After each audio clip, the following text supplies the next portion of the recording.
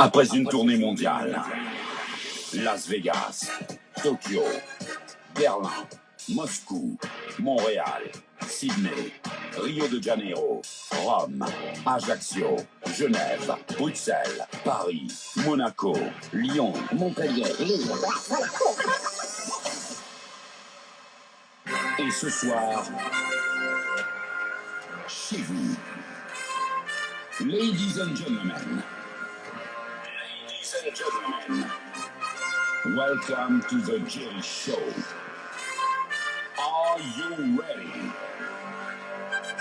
10, 9, 8, 7, 6, 5, 4, 3, 2, 1. Et mesdames, messieurs, bonsoir et bienvenue pour une nouvelle édition du Jerry Show, le seul talk show qui met les artistes à l'honneur du lundi au vendredi en direct sur Instagram. On est très heureux de vous retrouver une fois de plus ce soir, les amis. Dès maintenant, merci à tous ceux et à toutes celles qui sont déjà connectés, qui sont déjà avec nous. Vous êtes de plus en plus nombreux, vous êtes de plus en plus fidèles à cette émission. Merci à tous ceux et à toutes celles qui sont déjà là, déjà connectés, de partager ce live pour recevoir notre invité de ce soir qui va nous rejoindre d'ici quelques petites secondes. Si vous voulez poser vos questions à notre invité, vous le savez maintenant, ne le faites pas en commentaire, mais juste à côté de la fenêtre commentaire, il y a un petit point d'interrogation, les amis, et c'est là et seulement là que vous rentrez vos questions et vos appréciations à notre invité de ce soir qui nous rejoint d'ici quelques petites secondes. Je suis très heureux de le recevoir dans cette émission. Il est acteur, il est réalisateur, il est scénariste, il est producteur. Mon invité, Emmanuel Burier, est avec nous ce soir. Coucou, tu es à l'envers. Yes. Comment vas-tu? Ça va très bien et toi? Eh bien, ça va super. Donc, j'invitais tous les amis qui étaient déjà connectés à partager ce live, les amis. Mon invité Emmanuel Burier, comme je viens de vous le dire, est acteur, réalisateur, scénariste, producteur. On va parcourir toute sa carrière. Il y a beaucoup de choses à dire. Son actualité, ses projets. Tu connais le principe de l'émission, c'est sous forme de menu restaurant. Dans quelques minutes, je vais te proposer 2 entrées, 2 plats. Selon ce que tu choisiras, une série de questions te sera posée pour que ceux et celles qui sont avec nous puissent découvrir ta personnalité.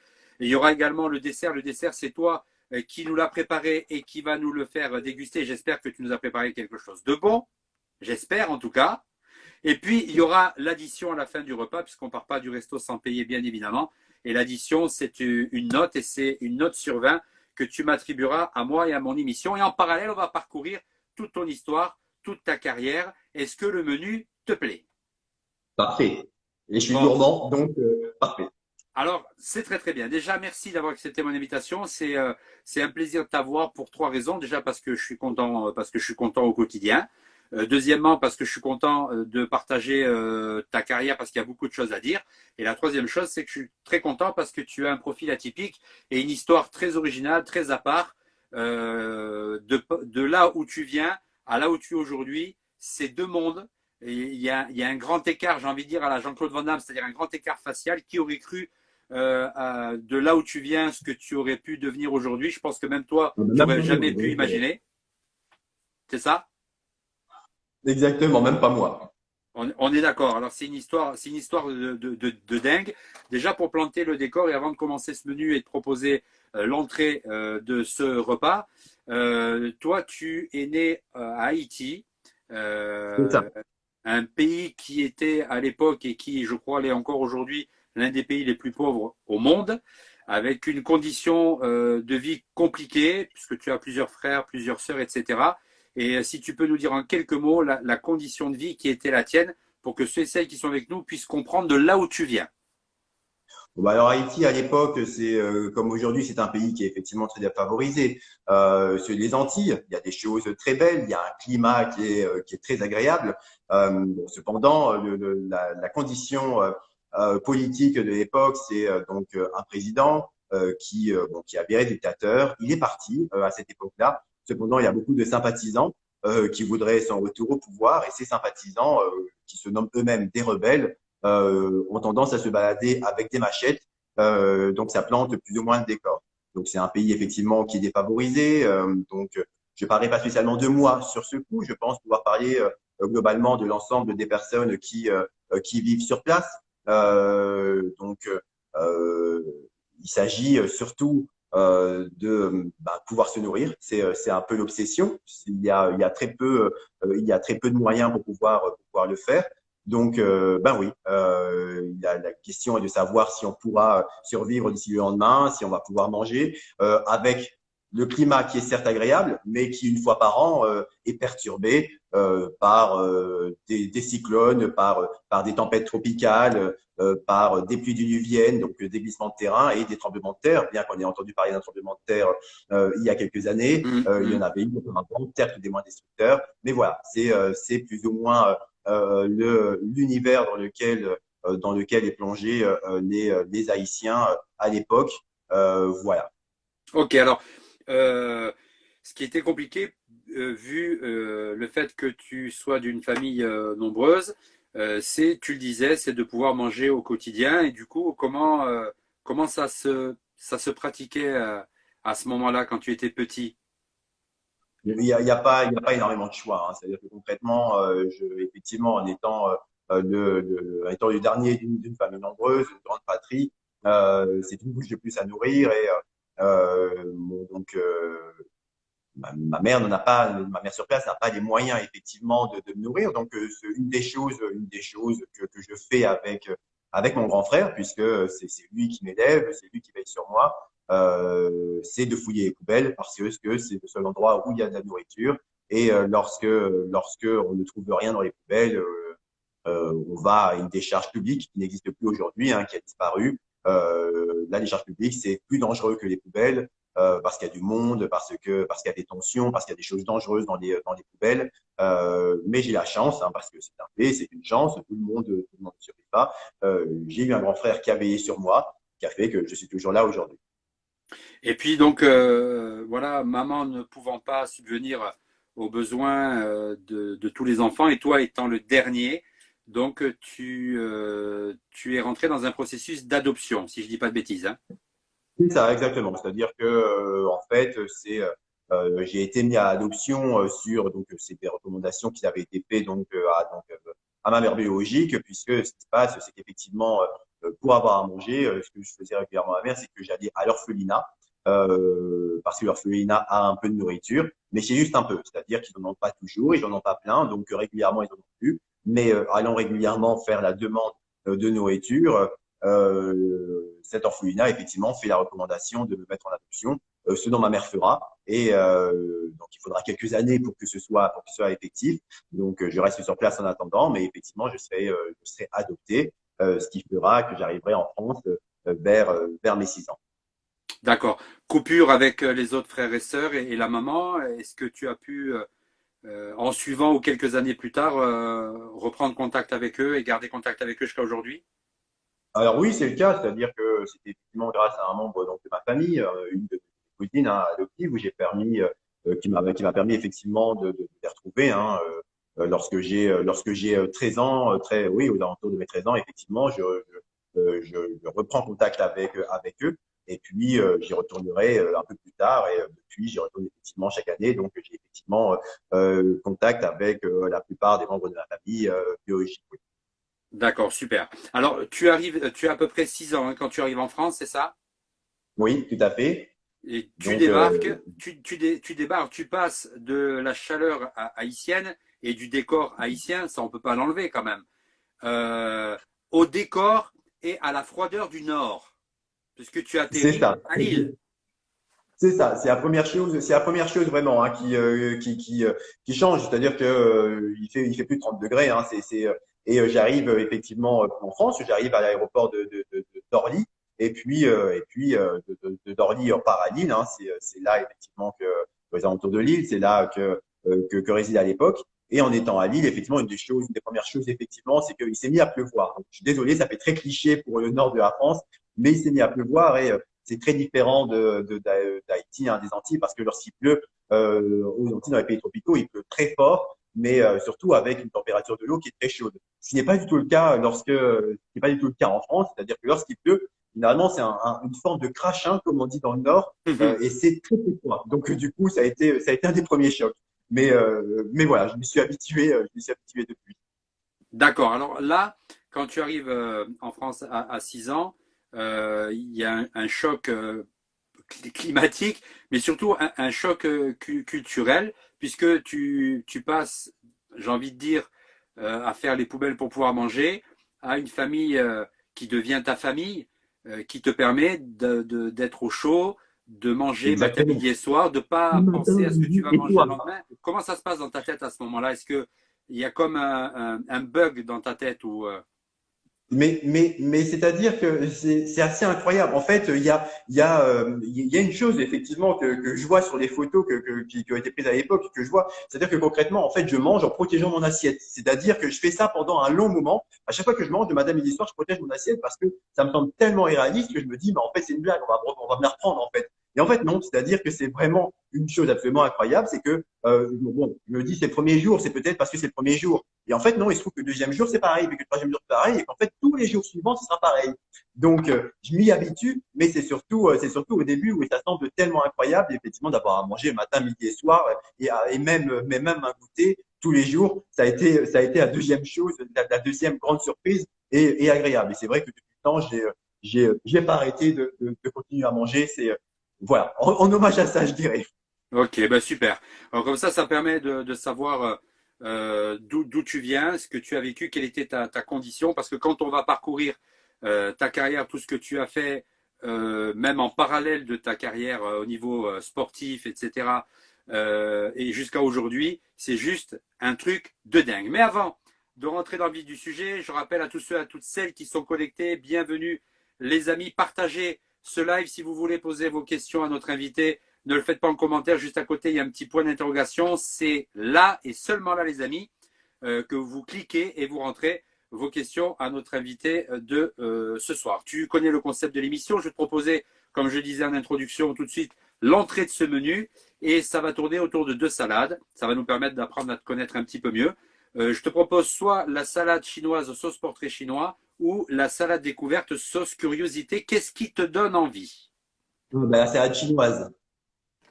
Comme de par hasard. Parce que depuis le mois de mars dernier, plus aucun invité veut quelque chose qui vienne là-bas. Je ne sais pas pourquoi. Ah, mais il y a aucune raison. C'est-à-dire que, ayant vécu l'exclusion, ce serait bête de faire de même.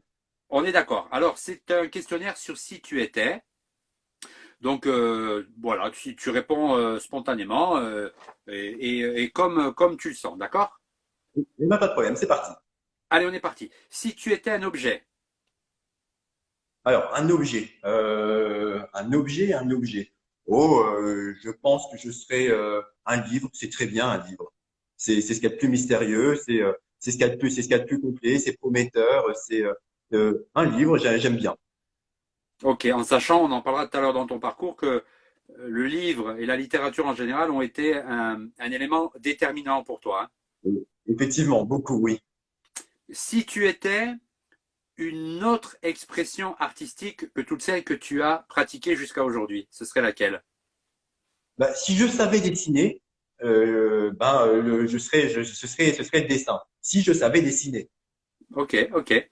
Si tu étais un philosophe, Un philosophe, probablement, un nom, ça ne me viendrait pas, mais probablement un philosophe un philosophe antique.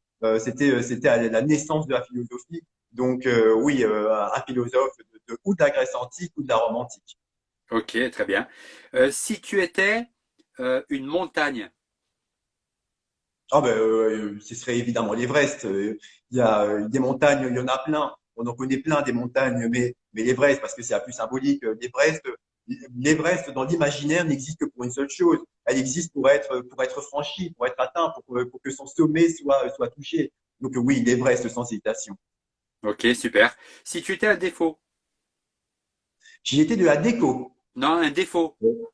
Un défaut. Oh, des défauts, j'en ai beaucoup. Alors un seul, j'admets, j'ai peut-être une tendance à l'impatience. Ah, d'accord, ok. D'accord, d'accord. Si tu étais un super-héros, Oh, un super-héros, il y en a plein des super-héros. En plus, il y a même plein de super-héros noirs. On a tendance à l'oublier, mais mais sans nécessairement être un super-héros noir. Un super-héros, je serais soit un super-héros qui ait le pouvoir de voler, soit un super-héros qui ait le pouvoir de se téléporter. Ce serait l'un ou l'autre. D'accord. Est-ce que par rapport à ton histoire tout à l'heure, ton grand frère a été un héros dans ta vie? Oui, bien sûr. C'est-à-dire que c'était un super-héros, mon grand frère. C'est l'image type que j'en ai. C'est-à-dire que non seulement il s'occupait de moi, mais à chaque fois qu'on croisait généralement quelqu'un qui avait un problème dans nos escapades, il l'aidait. Et c'était jamais en se posant de questions. C'était logique. Il y avait un problème, il fallait l'aider. Peut-être que c'était dangereux, hein, parce qu'il y a des personnes, il y a des choses dangereuses. Mais une personne avait un problème, il l'aidait. Évidemment, c'est le premier super-héros que j'ai croisé dans ma vie, sans aucun doute. Ok. Si tu étais une idée, Une idée. Une idée, une idée. Ce qu'il y a de beau dans une idée, c'est la toute première idée. C'est l'idée. Je vais pas parler d'une idée précise, mais l'idée qu'on a en tout premier lieu, avant de faire quelque chose. Vous savez, avant de partir en voyage. On part en voyage, on veut écrire un scénario, on veut faire un film, on veut la toute première idée. Si je dois être une idée, je veux être cette première idée. ok, C'est super. un peu le voilà. Ouais, super, super. Si tu étais un caprice d'enfant, Un caprice d'enfant. Des caprices d'enfants. Mais les enfants, ils pleurent quand ils ont faim, non? Donc du coup, je vais rester honnête avec moi-même. Ce serait le caprice d'avoir à manger rapidement pour en hommage à ce que j'ai vécu. Je dirais ça. est-ce que par rapport à ce que tu as vécu quand tu étais petit, c'est toujours une angoisse de ne pas avoir à manger à un moment donné? Est-ce que c'est un trouble chez toi ou c'est complètement derrière toi? Plus du tout. C'est-à-dire que ça a probablement été un pendant un moment, mais plus du tout. Je m'en rends bien compte puisque des fois, quand je suis au travail, que je suis dans mes passions, dans mes activités, il m'arrive régulièrement d'oublier de manger parce que j'ai autre chose à faire. Par contre, c'est devenu, et pour le coup, si je peux dire ainsi, une vraie passion. Ça, c'est toujours le même moment de plaisir. Le moment de plaisir n'est jamais parti sur ce point. Ça, c'est quelque chose qui est incroyable et que je suis bien content. J'aime profondément manger, je l'admets. D'accord. Si tu étais une découverte, Ah, une découverte, ce serait une découverte nature. Lorsqu'on est enfant, il y a les fameuses découvertes nature, les classes découvertes. Les classes découvertes, généralement, c'est dans la nature qu'on va. On découvre les petits animaux, des grands animaux, on découvre la nature en elle-même, on apprend plein de choses. Et donc, oui, sans aucun doute, si je devais être une découverte, ce serait la découverte de la classe nature. ok. Si tu étais une époque, Pour une époque, c'était la Grèce antique ou l'Égypte antique, du moins l'époque antique, puisque dans l'Antiquité, c'est tellement teinté de mystère, on ne sait vraiment pas grand-chose de l'Antiquité. Donc oui, sans aucun doute, cette époque. ok. Si tu étais une publicité, Bon, une publicité, alors sans trahir ce que j'ai fait, j'ai réalisé beaucoup de pubs automobiles, mais j'ai été une publicité, ce serait une publicité de parfum, parce que les parfums, ça fait appel à une émotion, ça fait appel à une senteur, il faut se projeter dans un monde. Le parfum, c'est ça, c'est vraiment un imaginaire qui parle à chaque personne. Donc, pour pouvoir parler à chaque personne par rapport à cet imaginaire, ce serait ça effectivement, ce serait d'être une pub de parfum qui généralement sont tout aussi belles que les pubs automobiles. si tu étais un mystère, Un livre encore une fois, si j'ai le droit deux fois, hein, le je l'ai livre dit parce que déjà? Non, je l'ai pas dit encore ça. mais bah, j'ai déjà sorti un livre tout à l'heure, un objet, je serai un livre. D'accord. À nouveau, je sors le livre. Pourquoi? Parce que il y a rien de plus mystérieux qu'un livre. Un livre, il y a une couverture à l'entrée, il y a une couverture au début, il y a une couverture à la fin. Il faut savoir lire, il faut tourner les pages, il faut prendre le temps. C'est-à-dire que si on lit juste la fin, on comprend rien. Si on lit juste le début, on comprend rien. Un livre, c'est un mystère qui prend le temps de se découvrir. Donc, j'estime qu'il n'y a rien de plus mystérieux qu'un livre. Donc, oui, sans aucun doute, un des plus grands mystères, c'est un livre pour Bah, moi. super. Et la dernière question de cette entrée, si tu étais une rencontre. Oh, une rencontre. Oh, en fait, ce que j'aime bien faire, c'est des balades nocturnes. C'est-à-dire que j'aime bien marcher la nuit.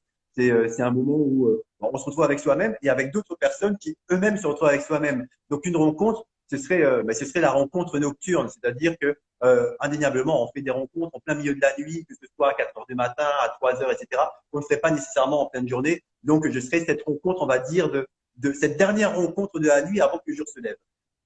Super. Alors, est-ce que cette entrée était bonne? Parfait, c'était délicieux. Bon, impeccable. Euh, Tout à l'heure, on passera au plat, mais bien évidemment, on va revenir à ton parcours. Donc, tu quittes Haïti par adoption à l'âge de 6 ans. Tu arrives en France, tu débarques à Lille, dans le nord de la France. Tu découvres aussi le monde, l'univers de l'école, qui n'a pas toujours été Oui, tendre avec toi aussi. Il y a aussi effectivement. un choc qui se passe là. Et puis, tu vas pouvoir nous en dire rapidement quelques mots. Et en même temps, évidemment, tu découvres la lecture. Tu lis des romans, tu lis des bouquins scientifiques, des bandes dessinées, des magazines de toutes sortes, etc., etc. Et là, il commence à y avoir un déclic dans ta tête et ça commence à bouillonner à l'intérieur. C'est ça. Donc, bon, l'école, c'est quand même un choc particulier parce que, bon, à Haïti, je marche en fait. Ce que je fais, c'est marcher du matin au soir, toute la journée, pour faire manger. Donc, je suis avec quelqu'un, je suis juste avec mon frère. On est, voilà. Et puis, on rencontre des gens régulièrement, etc., qui sont plus ou moins bienveillants. L'école, c'est différent. C'est-à-dire il y a plus de 20 personnes. Si la personne ne les connaît pas, il va falloir rester avec eux toute une année, du matin au soir. Donc, c'est particulier. Et de plus, il y a quelque chose que je connaissais absolument pas. Je n'ai pas conscience lorsque je suis à Haïti, lorsque je suis aux Antilles. Il y a la découverte du racisme. Il y en a. Alors, ce n'est pas qu'en France. Hein, il y en a il y en a partout ailleurs. Mais voilà, c'est la première chose qui a un choc. Le fait que cette couleur de peau, puisque je suis le seul noir en fait de l'école et le seul noir du village près de Dunkerque où je suis. À l'époque, je suis encore à Lille. Du coup, c'est particulier. Et il y a une des choses malgré tout, c'est que j'apprends à lire. J'apprends à lire et à écrire, et surtout à parler le français. C'est-à-dire que je parle créole, j'arrive en France, je parle créole, je ne comprends pas un mot de français. Voilà. Et en plus, il y a une petite chose, c'est-à-dire que je m'appelle Emmanuel, j'ai le même prénom en créole. C'est-à-dire qu'en créole, c'est Manel. Et effectivement, je passe du créole Manel au prénom Emmanuel, qui est la même chose, mais voilà, j'apprends à parler français. Sous l'impulsion de ma mère, c'est ma mère qui me dit qui me dit ça, hein, qu'il faudra probablement que je travaille toujours 2 fois plus par rapport à ma couleur de peau pour être considéré. Donc, je retiens ça. J'ai toujours travaillé beaucoup, du moins. Je ne peux pas dire si c'est 2 fois plus, 4 fois plus, mais toujours beaucoup par passion, par volonté, par détermination et par respect de ce point que m'a inculqué ma mère. Et en l'occurrence, une des choses qui est importante pour elle, c'est que j'apprenne à parler français très vite. Du coup, j'apprends à parler français très très vite. Pour parler français, je lis surtout, et c'est de cette manière-là que je vais découvrir effectivement la lecture, puisque je vais même mettre à lire beaucoup. Je découvre des romans de la collection Bleue. On appelait à l'époque. Est-ce que à cet âge-là, 6 ans, est-ce que tu lis plus qu'un autre enfant de 6 ans?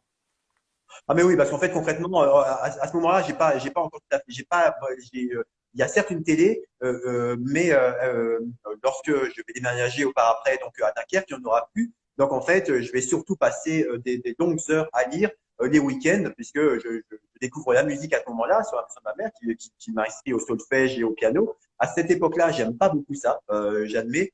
Ça viendra plus tard. J'aime beaucoup le piano, mais ça vient un peu plus tard. Donc du coup, j'ai 1 heure de piano et 1 heure de solfège par semaine. Mais en dehors de ça, je n'ai pas beaucoup de distractions parce que je n'ai pas de copains. Ça va me mettre du temps cette socialisation à l'école. Donc une des choses que je fais, c'est être seul et c'est lire. C'est-à-dire que les week-ends, ce que je passe du temps à faire, c'est je lis un livre généralement sur un week-end. Je lis un livre de la collection Bleue, des romans, puis après je passe au BD, etc. Donc effectivement, j'y passe beaucoup, beaucoup de temps. Je passe plusieurs heures par week-end à lire un livre. Généralement, je commence et c'est rare qu'à la fin du week-end, j'ai pas terminé le livre. Si c'est le cas, c'est que j'ai eu plus de devoirs qu'à accoutumer ou quoi que ce soit. Mais généralement, je lis au moins un livre, pas au moins, pardon, je lis un livre par week-end. Tu dévores quoi les bouquins. Ah oui, c'est vraiment bien sûr. C'est-à-dire que je découvre un autre univers, un autre monde que je ne connais pas, et d'autant plus des mondes fantastiques. Je m'y projette, je m'y imagine, et donc oui, c'est vraiment une boulimie de livres que je développe à ce moment-là. Alors, en même temps, puisque tu arrives à Lille et dans le foyer, il n'y a pas encore de télévision. C'est ça, Et c'est là, ça. la télé va débarquer en même temps que tu as découvert la lecture, tu as appris à lire, tu as appris aussi à écrire, tu as aussi appris à parler le français et même Oui, par la suite bien d'autres langues comme l'anglais, oui, etc. oui, oui. Et là, la télé débarque dans le foyer et tu découvres la télévision, les films, les séries comme Walker Texas Rangers avec Chuck Norris. Tu Exactement. découvres les films d'aventure, les westerns, les films d'arts martiaux, les documentaires. Et là, en plus de la lecture, c'est le feu d'artifice dans ta tête. C'est ça, mais c'est ça. C'est-à-dire que en fait, ça fait lien. C'est-à-dire que je lis des livres et en fait, lorsque je lis un livre, je lis le livre. Je suis à la première personne. Je m'imagine en fait moi dans le livre. C'est moi en fait à qui il arrive toutes ces choses. Donc je me projette à travers les livres. Et là, à la télévision, il y a un avantage, c'est-à-dire que concrètement, j'ai plus besoin de faire l'effort, on va dire que je fais en lisant, de m'imaginer puisqu'il y a déjà une personne qui représente. Donc, c'est une évolution, on va dire, dans mon cheminement artistique, c'est-à-dire que c'est ce que je découvre. Et surtout, je découvre en fait les films, c'est-à-dire que moi, je ne découvre pas le cinéma au cinéma, je découvre le cinéma à la télévision. Effectivement, je découvre plein de films, des films de Bruce Lee, de Jackie Chan, de Jean-Claude Van Damme, de Bruce Lee, parce que ce sont des films qui bougent. C'est-à-dire que à ce moment-là, à cette époque-là, je suis attiré par les images en fait. C'est une image qui vont très vite, etc. Je vais mettre un peu de temps à développer effectivement d'autres genres, mais ce que je regarde en premier, c'est ça, c'est des films effectivement où il y a d'héroïsme, où en fait ce sont des héros sans peur et sans reproche qui n'ont aucune raison de le faire, mais c'est comme ça, c'est-à-dire qu'au péril de leur vie, ils vont se mettre à aider les autres. Ça arrive que dans les livres, à ma connaissance, ou à ce que j'ai vécu avec mon grand frère. Et là, je vois d'autres personnes, et c'est vrai que c'est une vraie découverte, une vraie passion, en fait. Je dévore effectivement tout. Il y a Walker Ranger, et puis après, plus tard, il y a Les Experts, par exemple, qui est une série, certes de fiction, mais qui est passionnante, parce que à l'époque, c'était inédit. On parle, en fait, de policiers en scientifiques qui parlent et qui expliquent en fait, et c'est scientifique, j'adore, c'est des découvertes en fait à Et, travers des séries, à et travers puis la fiction. tu regardes tout, hein, des contes, des documentaires sur les voyages, des films de KPDP, les trucs que les jeunes ne regardent plus Exactement. du tout aujourd'hui. Hein. Mais ah oui, c'est certain. Mais c'est certain, c'est-à-dire qu'aujourd'hui, une des choses que je découvre, par exemple, c'est une émission de voyage. Je regardais à l'époque Ushuaïa Nature, c'était une émission de Nicolas Hulot qui a amené à l'autre bout du monde et qui avait un message écologique que aujourd'hui tout le monde est écologique, mais lui il était avant l'heure. Mais surtout, je découvrais des paysages absolument magnifiques. Donc oui, ces émissions où on voyage en étant devant son écran. Aujourd'hui, un peu moins, ça se fait beaucoup moins parce qu'évidemment, le net n'existe pas à l'époque. Donc, c'est le seul moyen qu'on a effectivement de découvrir des paysages de l'autre bout du monde. Et avec l'école, le fameux livre de géographie où effectivement, là, il y a des images qui permettent de voyager aussi. C'est les deux manières que j'ai de voyager. Donc, entre les voyages, entre les autres univers fantastiques, entre l'action, voilà, effectivement, la télé est une découverte parce que il y a la plupart des enfants ont grandi avec la télé, ils l'ont découverte très tôt. Moi, je la découvre effectivement vers mes 6-7 ans, donc c'est un vrai choc et c'est à ce moment-là en fait, Et, c'est là que naît l'idée en fait. et puis notamment un film en particulier, puisque un soir tu tombes sur Passager 57 avec Wesley Ouais. Snipes, qui a le rôle principal. Exactement. Et là, Exactement. tu te dis, un noir comme rôle principal d'un film, si lui y est arrivé, pourquoi pas moi? Exactement, mais c'est ça, c'est à découvert, c'est-à-dire que je regarde Jackie Chan, je regarde Jean-Claude Van Damme, je regarde Jet Li, etc., je regarde Bruce Lee. Je suis petit, je suis pas très grand, je suis pas très fort, mais c'est vrai que avec ce climat particulier, cette ambiance d'être le seul, etc., dans tous les alentours, se dire qu'effectivement ce qu'ils font c'est génial, mais que j'y arriverai peut-être pas parce qu'ils sont pas comme moi. Quand je vois effectivement Wesley Snipes qui a joué Blade après qui fait ça, je me dis, ah ben oui, mais puisqu'il arrive, effectivement, il y a peut-être possibilité pour que je le fasse. Et c'est vraiment le déclic. C'est-à-dire que je me dis, oui, un jour, j'aimerais bien faire la même chose. J'aimerais bien être dans ces petits écrans, parce que je connais encore que les petits écrans, et faire la même chose. Ah ben, c'est super. Et puis là, tu commences à pratiquer du sport Tout à et fait. l'athlétisme, le karaté, qui vont t'amener à avoir des titres, un titre national et un titre international. Et c'est ça, un titre national dans l'athlétisme, un titre international au karaté, oui. Et, Karaté athlétique, Karaté artistique. C'est-à-dire qu'au karaté, il y a le combat et puis il y a les katas où on est seul ou alors en équipe à deux. Et puis c'est une discipline qui n'est plus très populaire aujourd'hui, qui est apparue effectivement à l'époque, qui était le kata artistique, où on est seul et on fait des figures, des figures acrobatiques sur une musique et il faut impressionner le jury en 1 minute. Et effectivement, je décroche un titre à cette époque, plusieurs titres, hein, le troisième, deuxième et puis premier par après, dans des compétitions internationales de karaté, en athlétisme. Donc, c'est un titre national et puis je me qualifie jusqu'au niveau européen. Je ne dépasserai pas le niveau européen selon mes capacités. Donc, voilà, effectivement, je découvre le sport vers mes 10 ans, en fait, avec l'entrée au collège. Alors, c'est dingue parce que tu as 6 ans, tu es à Haïti, obligé de faire les poubelles pour manger, etc., etc. Physiquement, tu étais à ce moment-là dans une santé extra fragile, faut le dire, tout menu, tout frêle et compagnie, sans avoir de rêve, sans avoir de capacité même intellectuelle, etc. Tu arrives en France, tu apprends à écrire, tu apprends à lire, tu apprends à parler d'autres langues, tu apprends le français notamment, tu découvres la littérature, tu découvres le cinéma, tu comprends très très vite comment ça fonctionne et on va expliquer dans quelques minutes pourquoi. Tu découvres le sport aussi et en fait tu excelles un petit peu dans tous les domaines et on découvre aussi que dans ta tête ça fonctionne plus que la normale, mieux que la normale.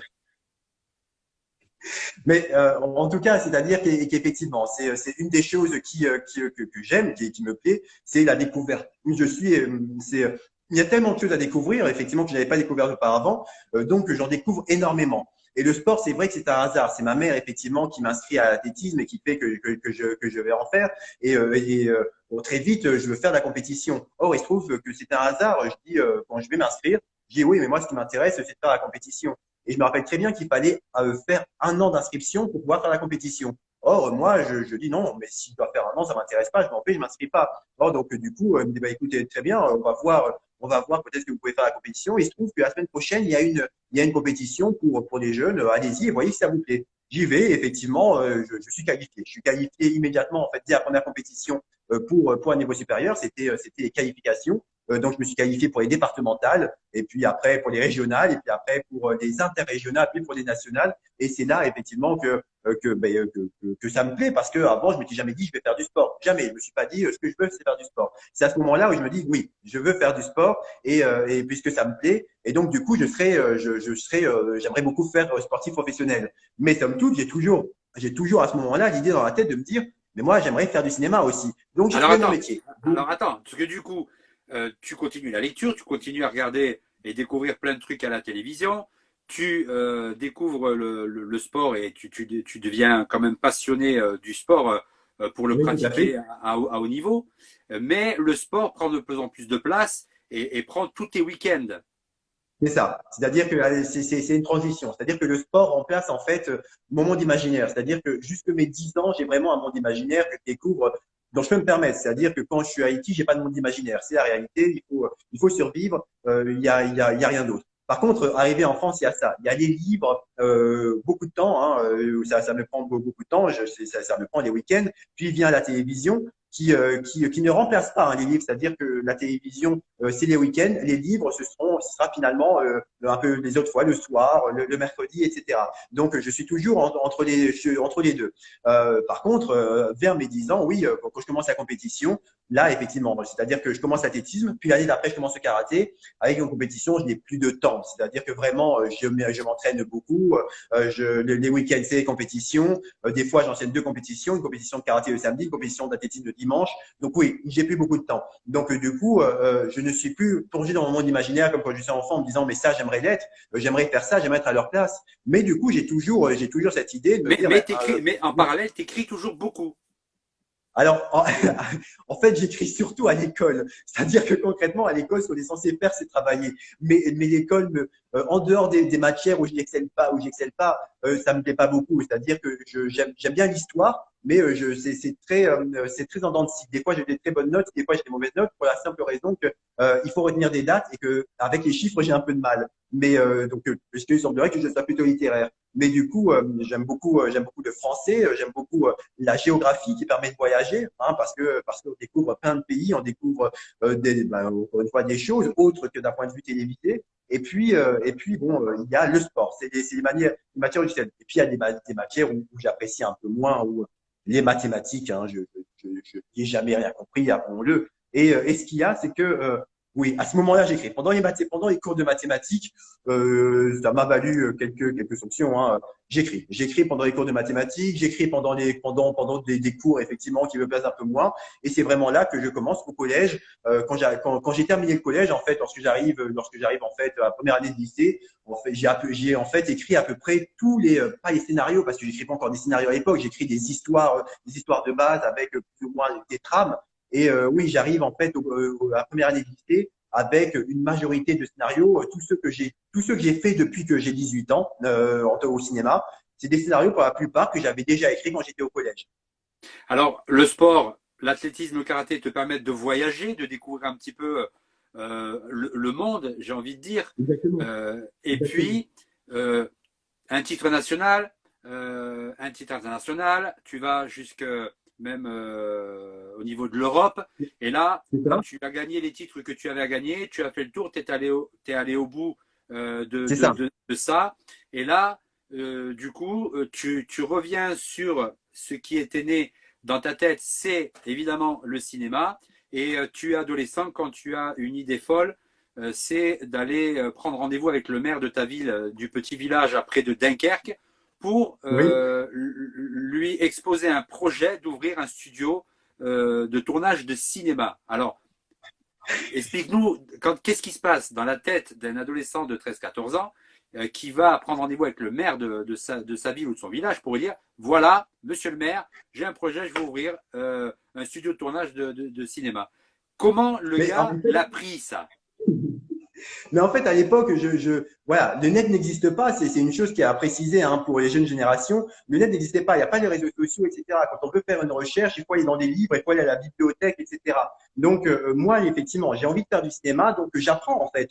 J'apprends à travers les livres. Et quelques temps plus tard vont arriver les DVD avec les fameux bonus qui permettront de découvrir comment le film a été fait. Mais ils arrivent un peu plus tard. Ils arrivent effectivement vers mes 13 ans, etc.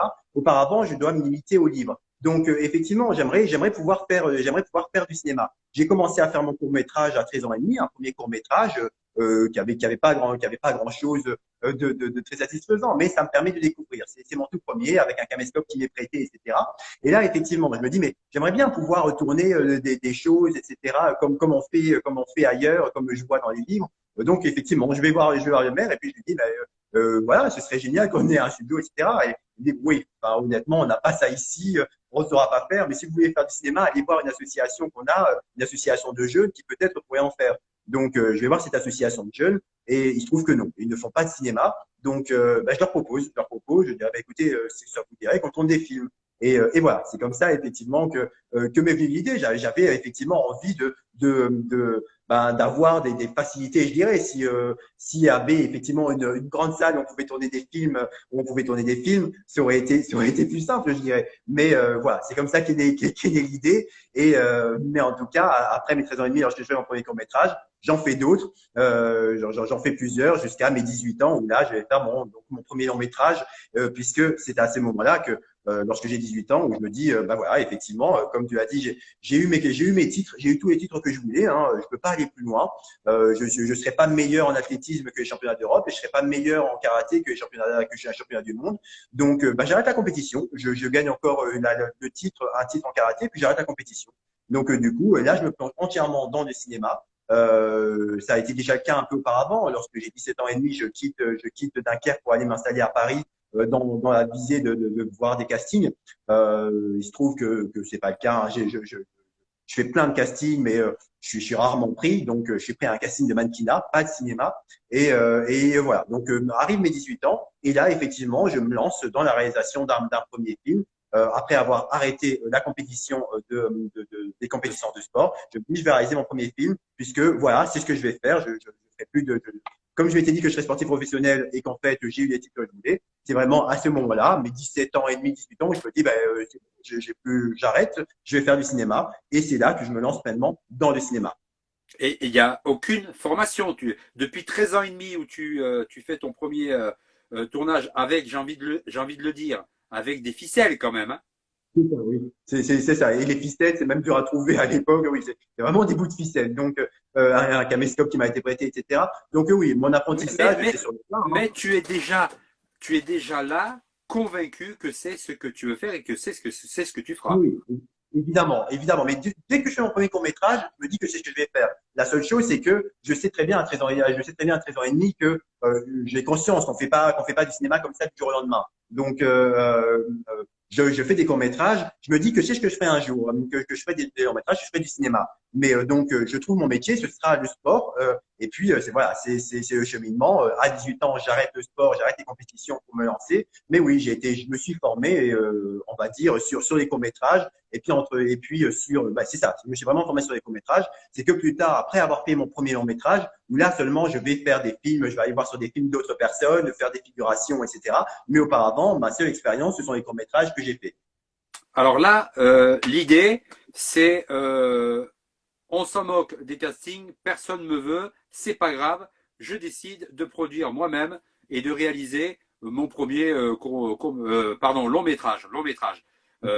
Alors, Tu te dis, oui, si c'est ça. on ne veut pas être avec moi, je vais y aller tout seul. Seulement, pour faire un long métrage, dans le milieu du cinéma, ça coûte un peu d'oseille quand même. Et là, Oui, ça coûte un peu plus cher. il y a un mur là qui se dresse face à toi. Comment ça s'est passé? Alors, à 15 ans et demi, je retourne voir en fait le maire dont tu as parlé. Je retourne le voir et je dis, ben voilà, j'aimerais faire une série. J'aimerais faire une série télévisée parce que bon, voilà, c'est l'idée folle, une série télévisée. Alors, je connais absolument personne à la télévision, je n'ai pas de contact, etc. Donc, je dis, je vais continuer à faire exactement ce que je fais avec mes courts-métrages, à part que au lieu d'être un court-métrage, ce sera une série télévisée exactement comme Vacances à Frontières, une série qui vont durer 40 minutes, etc. Donc, une série de 12 épisodes.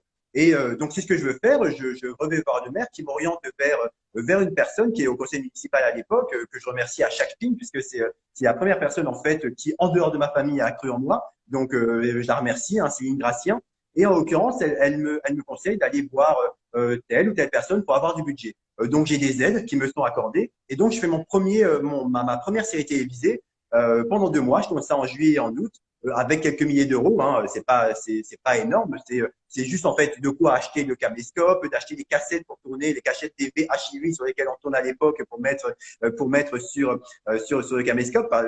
J'ai retenu la leçon, j'en ai plein, j'en ai acheté plein parce que mon premier court métrage n'existe plus. Je viens d'une famille, je suis dans une famille modeste, une famille moyenne. C'est une famille en l'occurrence où je n'ai manqué de rien, pas d'amour, je n'ai pas manqué d'amour, j'ai pas manqué de nourriture, etc. Somme toute, c'est une famille moyenne, c'est-à-dire que je n'ai pas, en étant élevé par ma mère et par ma grand-mère, par exemple, on ne va pas en voyage en Australie, ça c'est en dehors de nos moyens. Et avoir les derniers vêtements à la mode, aussi en dehors de nos moyens. Mais c'est pas grave. J'ai de quoi effectivement avoir des distractions telles que le piano, telles que la télévision, telles que etc. Telles que pouvoir acheter des livres. Voilà. Mais voilà, il se trouve que lorsque je fais mon premier court métrage, n'ayant pas beaucoup d'argent, je n'ai qu'une seule cassette TV. Et donc, ce que je fais, c'est que je tourne sur cette cassette et je mets tout sur l'ordinateur et je retourne par-dessus la cassette et ensuite je mets sur l'ordinateur à chaque fois. Et il se trouve qu'entre-temps, mon ordinateur a planté. Il n'y a pas autant d'informaticiens à l'époque qu'aujourd'hui et on n'arrive pas à récupérer. Hein, c'est impossible de récupérer. Donc, je n'ai pas mon premier court métrage, il est perdu. Alors, après cette déconvenue, j'ai fait plein d'autres courts-métrages, jusqu'à justement mes 15 ans et demi où je retourne dans Voix Semaine, etc. C'est une Gratien qui m'aide, j'ai quelques milliers d'euros, hein. C'est pas des 10 000, hein, c'est genre vraiment de 2 3 000 euros d'aide qui me sont accordés pour faire cette série télévisée. Donc, je tourne du mois de juillet au mois d'août. Je me rappelle d'ailleurs, il y a une petite anecdote, je me rappelle très bien, au mois de juin, en fait, je rassemble ces premières aides, ces aides financières pour faire cette série télévisée. Et il pleut. Au mois de juin, on a de la pluie, mais il n'y a jamais plu autant de ce que j'ai vu. Donc, je me dis, ah oui, si je tombe comme ça au mois de juillet, c'est bien sympa parce qu'il y a 15 ans et demi, ce que je fais, c'est que généralement, je fais des travails saisonniers. Je fais plein de Hmm. travail saisonnier l'été. Et là, je me dis, non, je ne ferai pas de travail saisonnier, je vais vraiment me concentrer sur Magic World.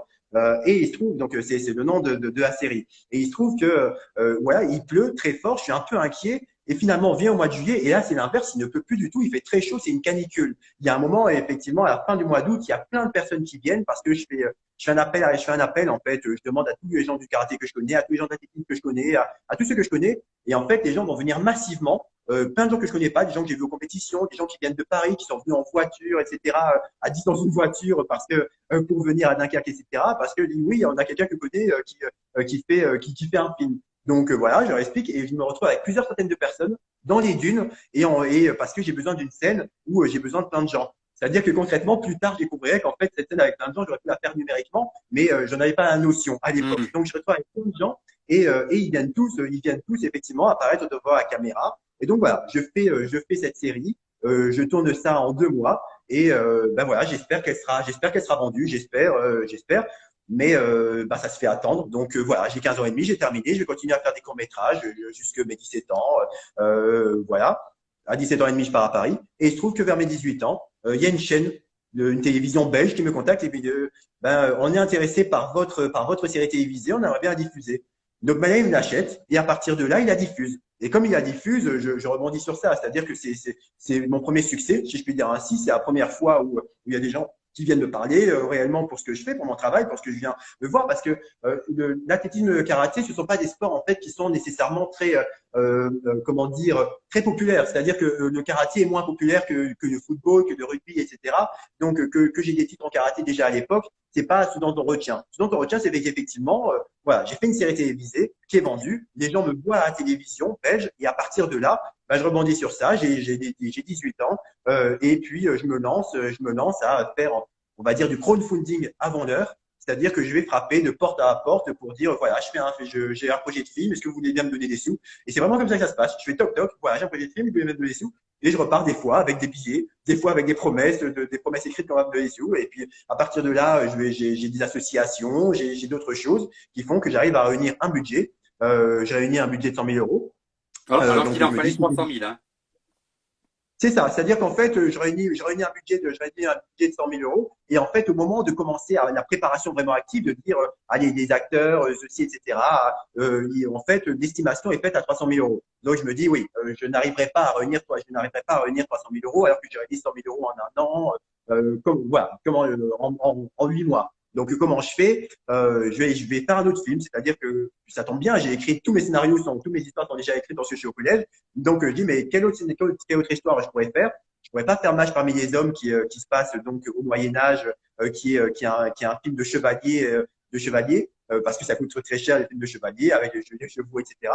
Donc, je fais Ordre de tuer, qui est un film d'action pur et dur, dont je suis très inspiré à l'époque par le cinéma asiatique et par Luc Besson, hein, le réalisateur, je dis. Donc voilà, je fais mon premier film et effectivement, à partir de là, dès ce premier film fait, il sort au cinéma. C'est chose drôle, hein, c'est c'est un de mes plus gros succès depuis que je fais du cinéma. Il y en a d'autres qui doivent sortir. Cette année a effectivement limité les sorties, mais voilà, il y a des films que j'ai faits qui ne sont pas sortis parce que c'est les aléas du cinéma, des films qui ont été repoussés, ce genre de choses. Mais en fait, c'est vraiment ce premier film, lorsque j'ai 18 ans, que je fais, et que après, ouais, je vais faire quasiment que des longs métrages.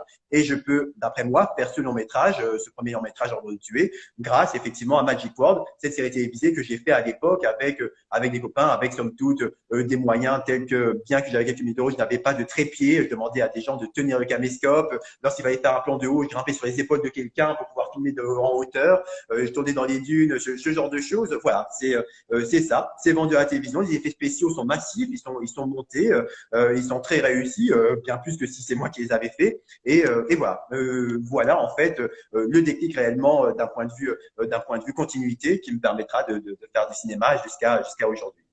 On va parler de tout ce que tu as réalisé, écrit comme film. Mais entre ce moment-là et aujourd'hui, tu essaies plein de choses. Tu pousses la chansonnette aussi. Oui, Hein. oui, effectivement. C'est-à-dire que quand j'écris au collège, j'écris des textes, mais j'écris aussi des chansons, j'écris en fait de tout. Donc oui, c'est-à-dire que j'ai 17 ans et demi, hein, je suis à Paris, ça marche pas. Les castings à l'époque, je me rappelle très bien. Je vais en moyenne 2 à 3 castings par jour, tous les jours, du lundi au dimanche. Et puis très souvent, je me pointe et on me dit, parce que c'est pas encore, le net est apparu, il est Il enfin n'y a pas, apparu, ouais, il y mais a pas Internet, il n'y a pas les réseaux sociaux, il n'y a rien. il n'y a pas de monsieur, etc. Mais le net commence, mais c'est surtout dans les journaux et au Chaval. Et voilà, les castings, des castings commencent à émerger, mais en fait, c'est pas très détaillé. Aujourd'hui, un casting, c'est très précis, etc. Les directeurs de casting verrouillent ça de manière très précise. Bah, en fait, le casting, je me pointe et puis on me dit, je suis désolé, monsieur, j'ai oublié de vous dire, en fait, je cherche quelqu'un qui est blond aux yeux bleus. Et bon, ça aurait été bien de me le dire avant que j'arrive, mais voilà, c'est majoritairement ça les castings. Du coup, oui, j'essaie de faire d'autres choses. Hein. Je suis à Paris, il faut que j'essaie de vivre. Donc, bah voilà, je vais essayer, sinon essayer de chanter. La chanson, ça se passe plutôt bien. Oui, Donc voilà.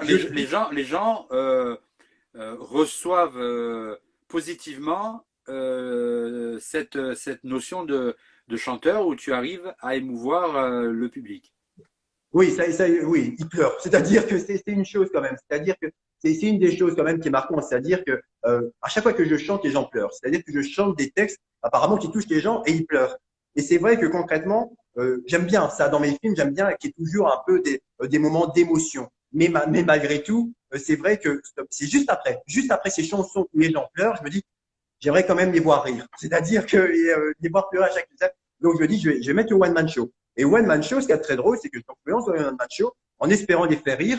Il faut être bien franc, le one man show a été bien moins reçu a été beaucoup moins bien reçu que la chanson. Les gens préfèrent me voir chanter, ils préfèrent en fait que je les fasse pleurer que je les fasse rire.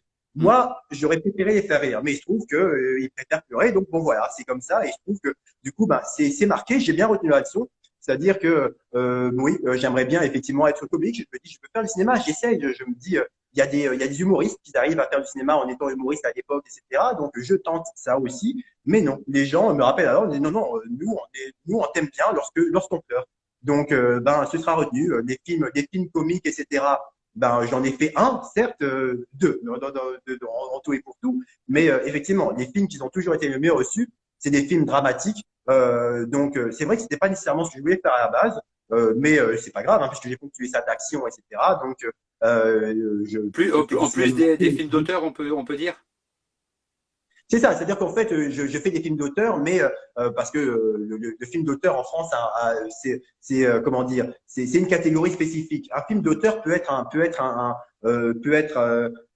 film d'action, peut être un film fantastique, etc. Un film d'auteur, c'est un film réellement par son auteur, c'est-à-dire que l'auteur, il est scénariste, il est réalisateur et il va contrôler tous les éléments de son film. C'est vraiment, il y a pas 10 personnes qui vont dire non, il faut que tu fasses ça pour que ça marche, ou ça pour que ça marche, etc. Non, je fais le film comme je l'entends et seul le public juge. Donc effectivement, je peux me définir comme tel, comme film d'auteur. Et effectivement, dans ces films qui sont des drames généralement, c'est soit du fantastique, soit de la science-fiction, soit de l'action, mais il y a toujours de l'action.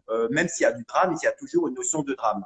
Donc voilà, je fais de la chanson, donc je chante effectivement dans quelques endroits, hein, dont le Canada, et puisque je vais aller vivre un peu plus tard après mon premier film aux États-Unis puis au Canada et à Londres, donc je chante dans ces endroits, mais les one man show ça ne marche pas et voilà, en dehors de la chanson que je continue à faire, je fais un film par an en moyenne à cette époque-là, donc quand j'ai 19, 20 ans, j'essaie de faire un film par an. C'est très compliqué à l'époque, hein, parce qu'effectivement, pour faire un film, il faut chercher le budget. Donc, je mets 6 mois à chercher le budget, 2 mois à réécrire mon scénario dont j'ai déjà l'histoire, chercher les acteurs, la préparation, etc. Puis ensuite, le défendre. Alors, à l'époque où le net, certes, a commencé à exister, mais c'est pas aussi simple qu'aujourd'hui. Donc, il faut le défendre. Comment on défend un film? Eh ben, on téléphone à telle association, à telle télévision. Vous voulez bien en parler? Voilà. Donc, ça prend du temps. J'essaie. Et voilà, je fais à l'époque un film par an et c'est très énergivore, mais c'est la passion effectivement qui m'anime jusqu'à maintenant, puisque un peu plus tard, depuis maintenant depuis 2018, je suis passé à plus d'un film par an. Je suis passé entre 2 et 3 films par an, ce qui est conséquent. Peu de réalisateurs font ça, mais parce que c'est tout ce que j'ai toujours voulu faire. J'ai toujours voulu faire les films que je voulais, et comme je n'ai plus la nécessité absolue de passer 6 mois à chercher du budget, eh ben, les films s'enchaînent en fait selon mon énergie et ma volonté qui est toujours très forte. Alors, tu portes un intérêt, et juste après, on va passer au plat du menu. Tu portes un intérêt particulier à Martin Luther King. Tu vas Oui, nous bien dire en sûr. quelques mots pourquoi. Tu as d'ailleurs participé à des projets de plusieurs ébauches de films américains. Oui.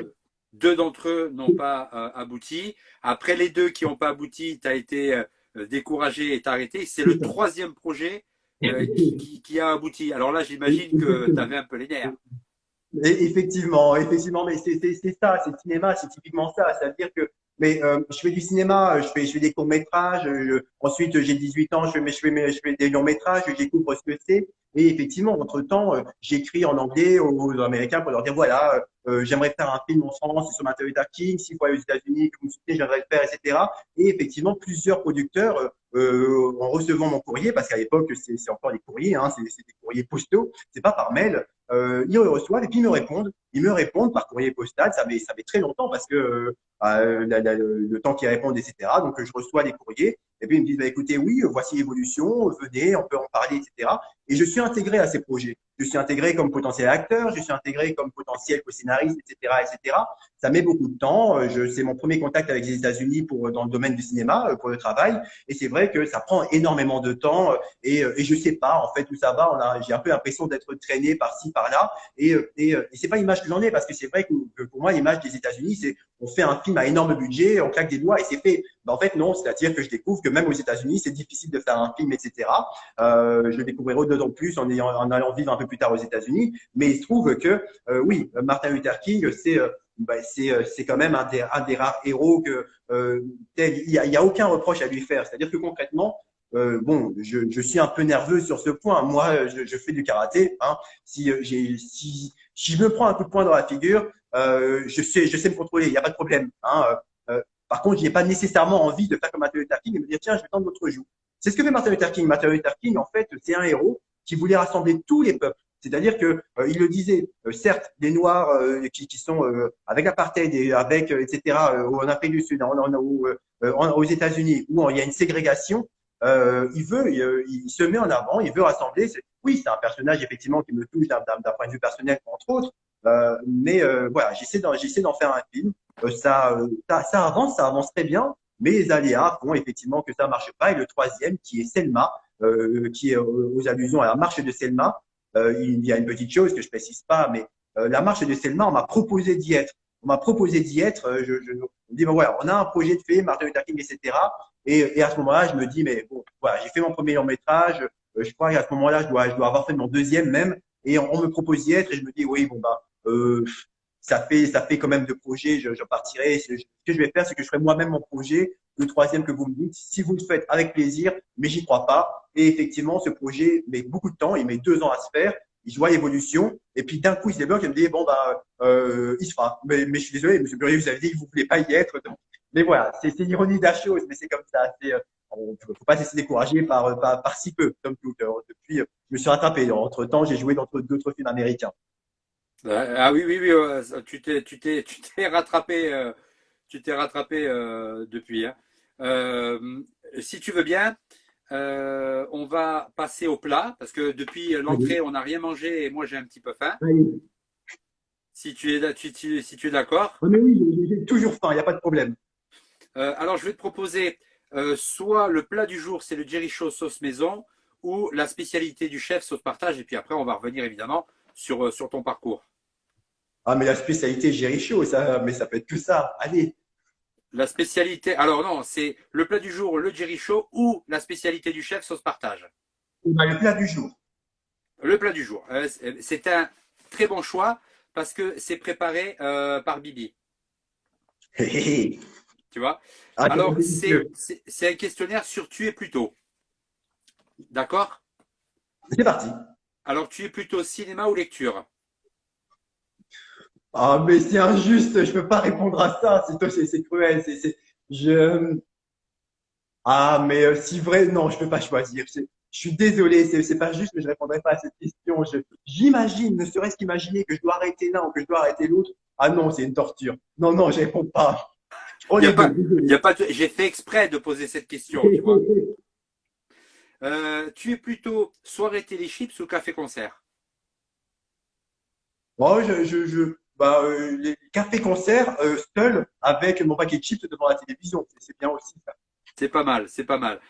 Tu es plutôt idéaliste ou réaliste?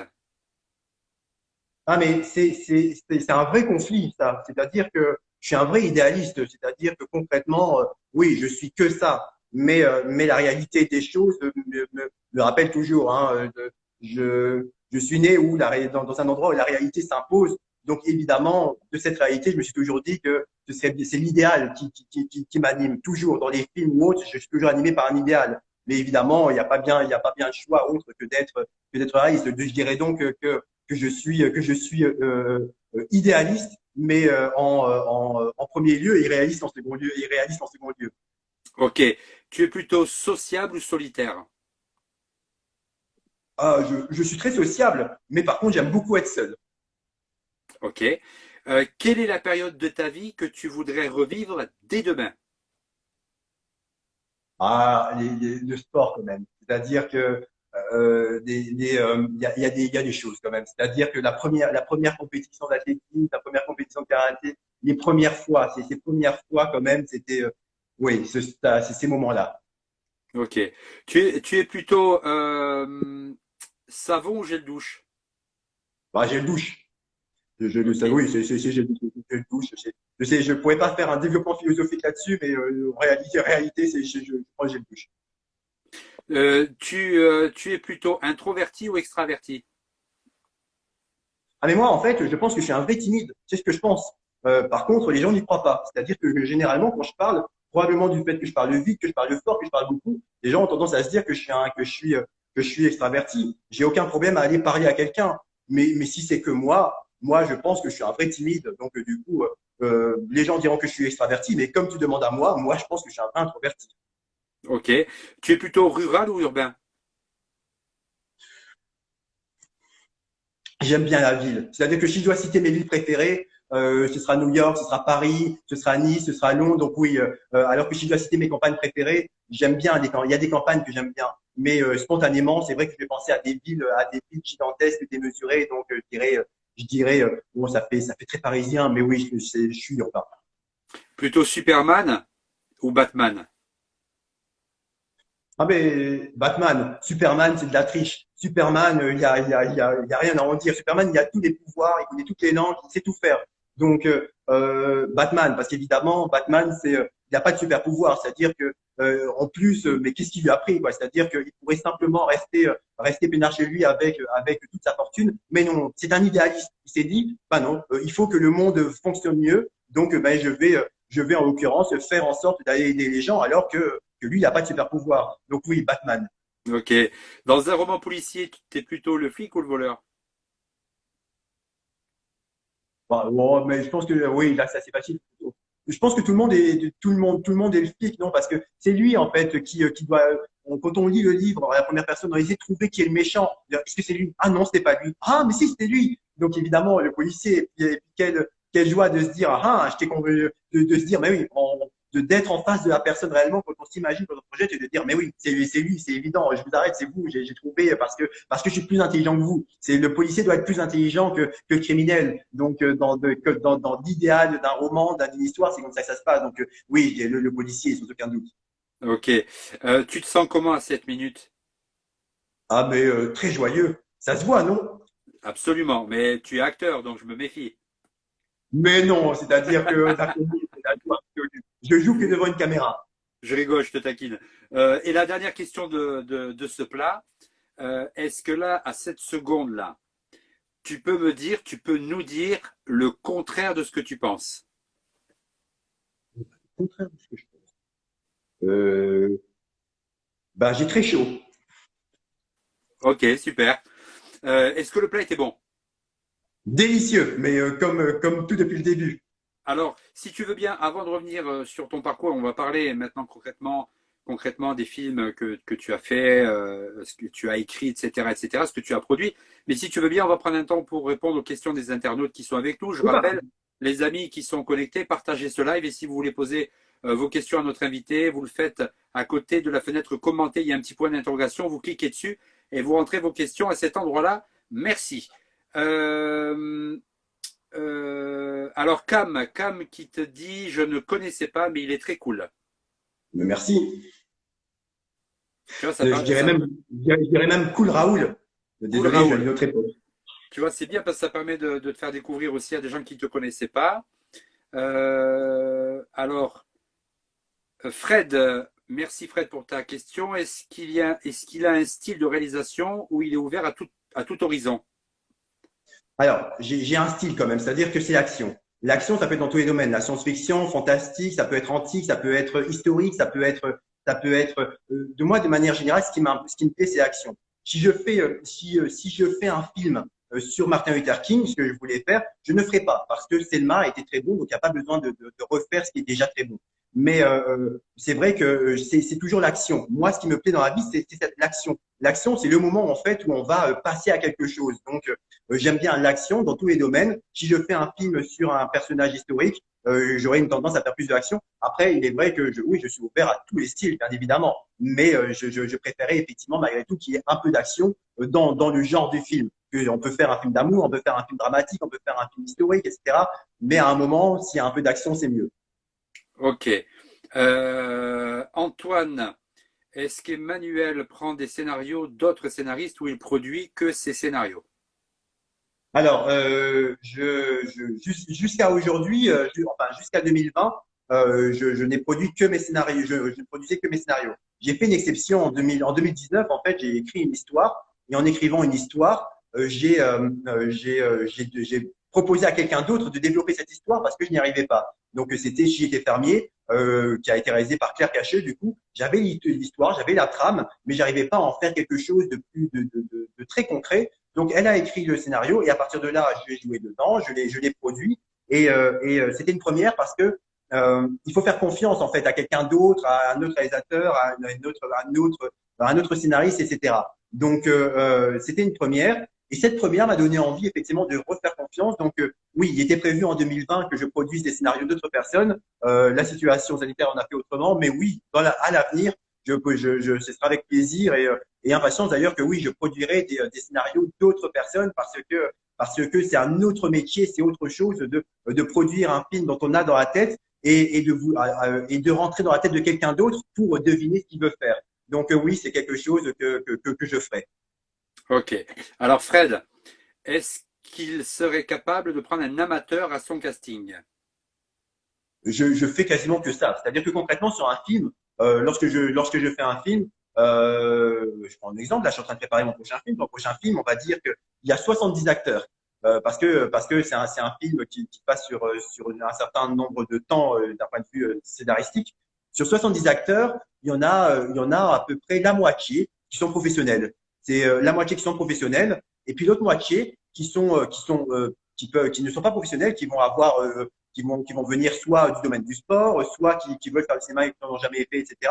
Donc, sur tous mes films, il y a un équilibre. Il y a un équilibre du fait que pour faire un film, il faut quand même effectivement avoir cette assurance de certaines personnes qui savent comment ça se passe, et puis faire découvrir effectivement à des personnes qui veulent faire, parce que après tout, je sais que j'ai fait des courts-métrages pendant très longtemps et que très longtemps j'ai voulu être pris sur des projets alors que je n'avais pas nécessairement de CV, d'expérience. Donc évidemment, par respect à mon parcours, par respect à ce que j'ai vécu, oui, bien sûr, sur chaque film, je prends toujours des pourcentages, un minimum d'amateurs ou de personnes qui veulent découvrir, de passionnés, du moins. Donc oui, sans aucun doute. Il arrive même que tu essaies d'imposer des personnes complètement inconnues dans des rôles principaux même, hein. Oui, oui, ça arrive régulièrement. Ça fait râler les assurances, ça fait râler les co-financiers, mais c'est ce que j'aime. Donc oui, c'est ma vision artistique, donc bien sûr, oui. Antoine, comment fait-on pour approcher un producteur en tant que non professionnel du cinéma? Bonne question. Oh, il y a un avantage majeur aujourd'hui, hein, c'est le net. Aujourd'hui, les producteurs de cinéma, évidemment, il y a deux types je dirais, il y a la question d'âge.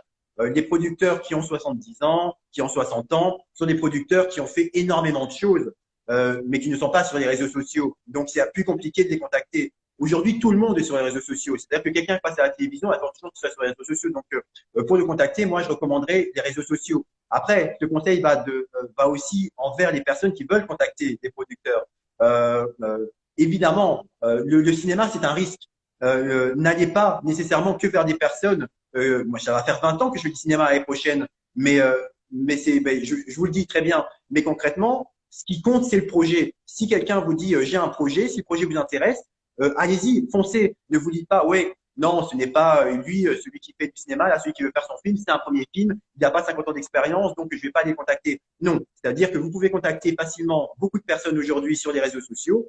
Ça se fait, en plus, c'est rentré dans les mœurs. Ça aurait été différent peut-être il y a 10 ans, 15 ans. N'hésitez pas à les contacter. Et lorsque vous les contactez, d'après moi, ce qui marche, du moins, je pense que que ça marche puisque c'est ce que j'ai fait. Alors c'est peut-être prétentieux de dire ça, mais je pense que ça peut marcher pour les autres. C'est que montrer votre passion, c'est-à-dire que un passionné, quelqu'un qui fait son art, donc du cinéma par passion, va forcément être touché par un autre passionné. Donc si vous montrez votre passion que vous contactez, à mon avis, il va forcément être touché. C'est ce que je pense. Eh ben, c'est un bon conseil.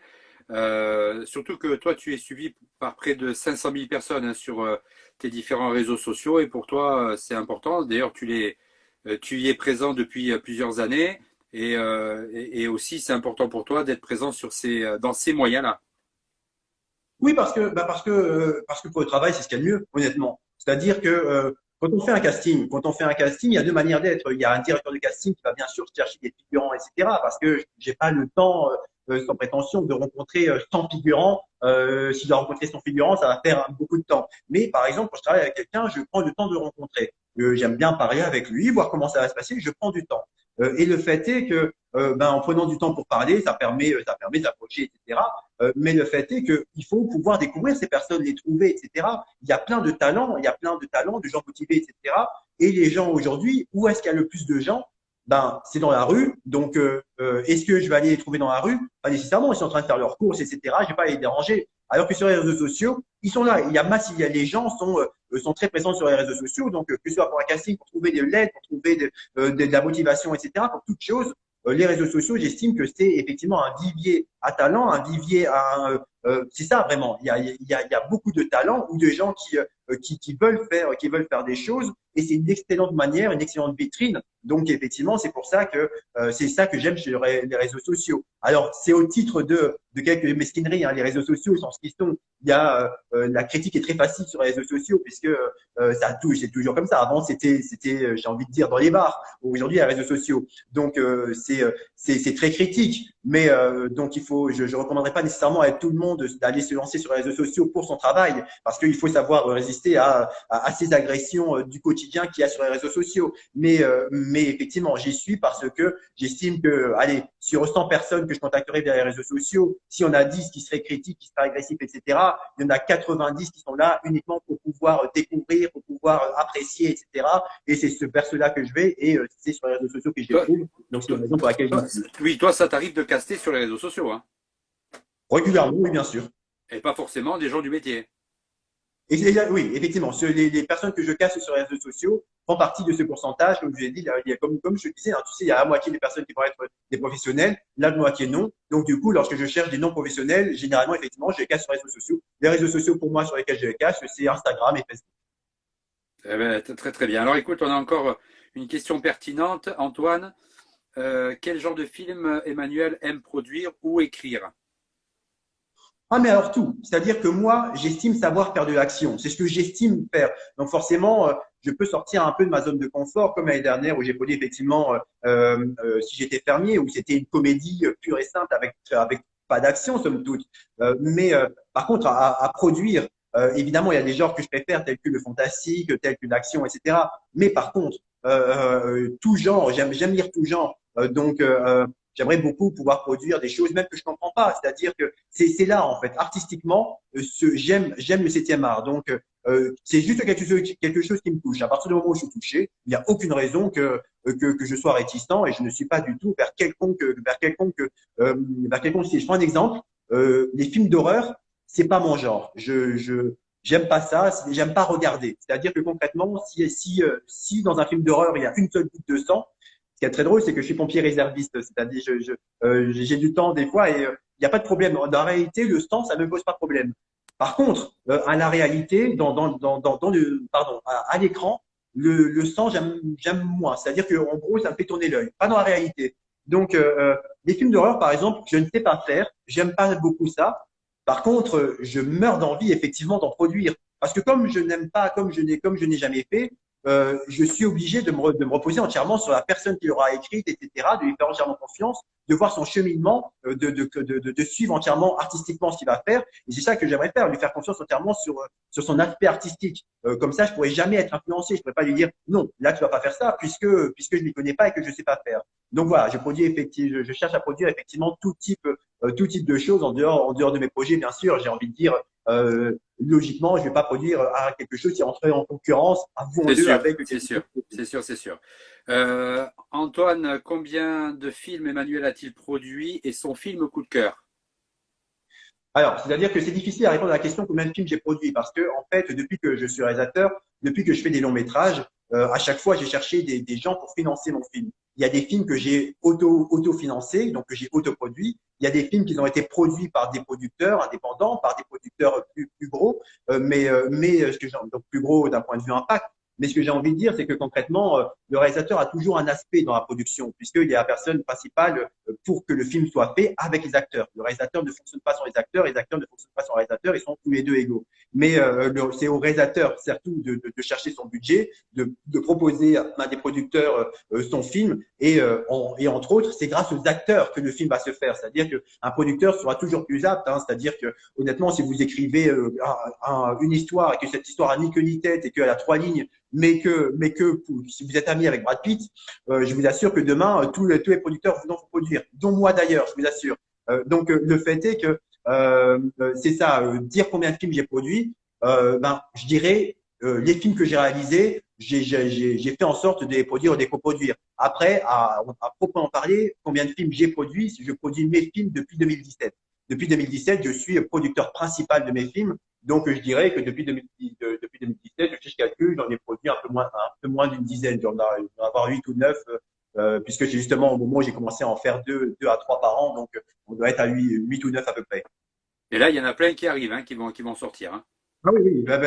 Dont ceux que j'ai produits qui devaient sortir. Il y en a 3 qui devaient sortir cette année, qui sortiront forcément l'année prochaine, puisque les conditions sanitaires ne permettaient pas. Et entre autres, celui que je suis en train de préparer maintenant, le film Sapeur-pompier, dont je tournerai au mois de janvier.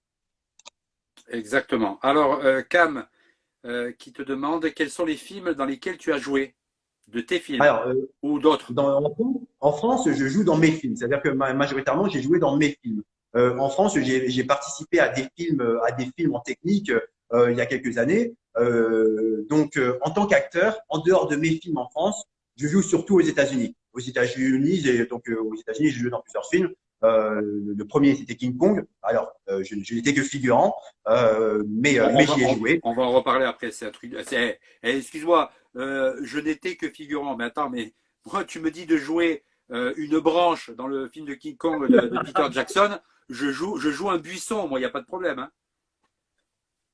Donc voilà, j'ai joué donc dans un X-Men. J'ai joué, donc ma scène a été coupée. On me voit dans le film, on me voit pendant quelques secondes, et puis normalement ma scène devait durer quelques minutes, mais on me voit que quelques secondes. C'est comme ça. Je suis pas le seul. Il y a des acteurs français très connus qui ont été coupés aux États-Unis. Donc j'ai joué dans un X-Men, j'ai joué dans King Kong, j'ai joué dans un Resident Evil où je m'en prends à Alice, à Mia Jovovich. J'ai joué là dernièrement dans un film.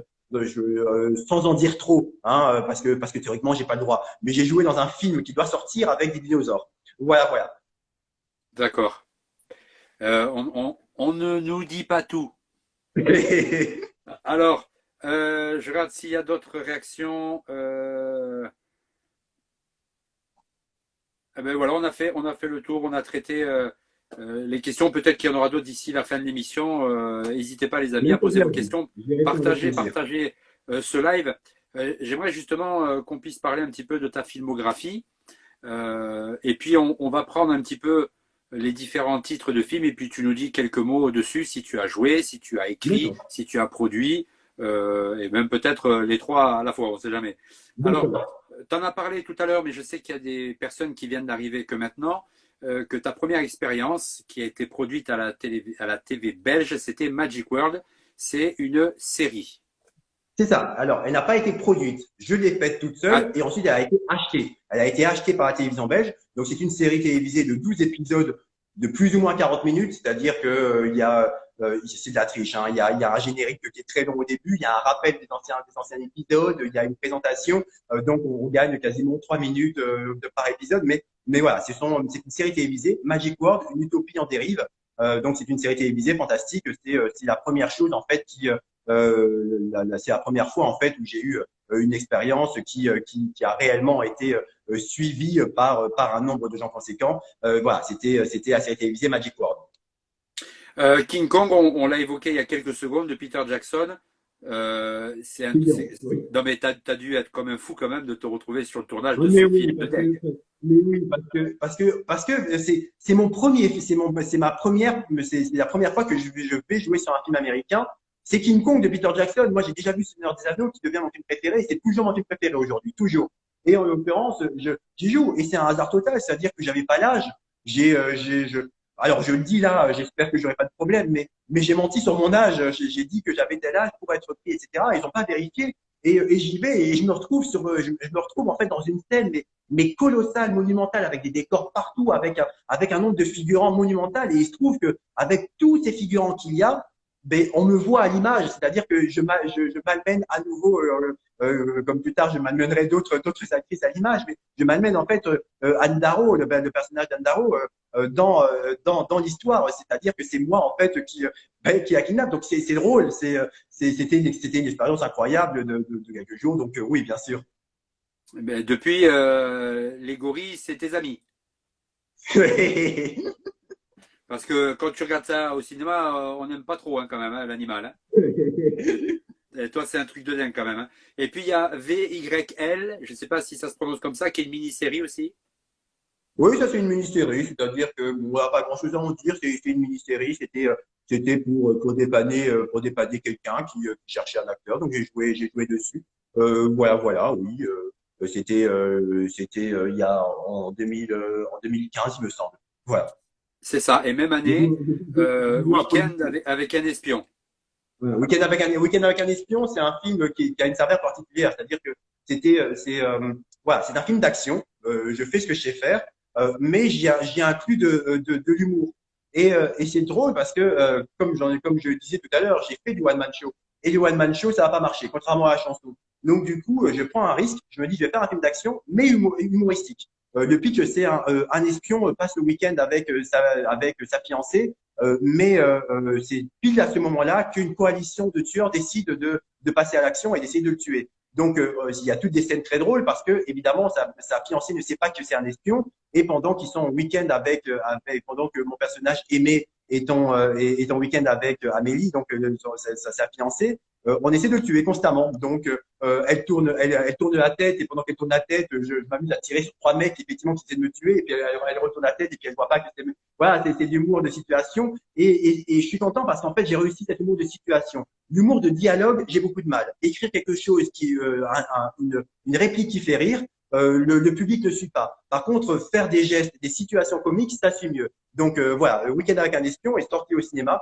dans pas autant de ça que prévu puisque je tournais à Paris et il se trouve que à cette époque, je tournais en fait fin janvier, fin 2014 avec le retard, j'ai pétiné sur début 2015 et il se trouve que j'ai pas pu continuer à tourner à Paris, j'ai dû partir dans une autre ville, donc à Lille, parce que il y a eu les attentats de Charlie Hebdo et que comme je tournais en fait dans Paris avec des armes certes factices, l'ensemble des autorisations à l'époque de tournage avait été suspendues, donc j'ai dû trouver une autre ville pour continuer à terminer ce film et je l'ai terminé en retard. Chose ironique avec ces actualités reviendront un peu plus tard du coup également dans cette même année où je serai sur un autre tournage de film à l'époque donc donc en 2015 donc c'est un film dont je suis très content. C'était la première fois où je faisais un film humour, action. Et d'ailleurs, je pense que je ressortirai à un moment ou à un autre ce film dans le nombre de cinéma originalement prévu. D'accord, d'accord. Et puis, Dunkerque de Christopher Nolan, alors ça, c'est comme Peter Jackson, quoi. C'est un truc de ouf, quoi. Bon, alors là, contrairement à Peter Jackson, je n'étais que technicien. C'est-à-dire que concrètement, à ce moment-là, j'étais en train de… Je n'étais que… Donne-moi ta place. En fait, ce qu'il y a, j'étais en train de préparer à l'époque Aldebaran. Donc c'était un film à gros budget, un film à gros budget hein, qui n'est pas sorti pour des raisons de complexité administrative, ça arrive.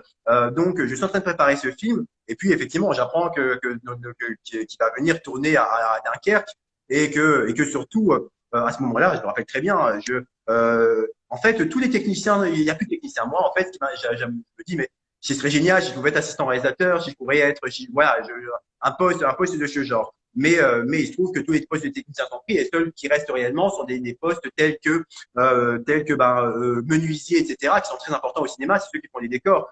Mais je ne sais pas faire de menuiserie. Donc, en l'occurrence, ce que je fais, c'est que j'ai contacté hein, simplement la production et j'ai dit, ben voilà, écoutez, j'ai montré mon CV, j'aurais dit, est-ce que vous n'aurez pas une petite place pour moi? Et ils m'ont répondu, ben non, on a rien d'intéressant. Par contre, si vous voulez, il y a un poste d'artificier où en gros, c'est tout simple, il suffit d'appuyer sur un bouton donc si vous voulez, on peut faire ça. Bah, ok, moi je viens, il n'y a pas de problème. Et donc du coup, bon, j'appuie sur les boutons. Alors moi, j'ai le poste d'artificier, mais alors ceux qui ont vraiment fait le travail d'artificier, c'est ceux qui posent des charges explosives pour faire exploser le sable, etc. Je suis diplômé sur ça, je sais faire, c'est une petite formation, je sais faire, mais moi j'ai appuyé juste sur la console, on appuie sur le bouton pour faire exploser. Donc ça me permettait surtout de voir comment Nolan travaillait parce que avec Peter Jackson sur King Kong, c'est différent, c'est difficile de voir comment il travaille sur aussi peu de jours. Et puis en étant simple figurant, là effectivement, j'étais dans l'équipe technique, je voulais voir effectivement, et du coup, je savais qu'il y avait d'autres projets et j'avais j'avais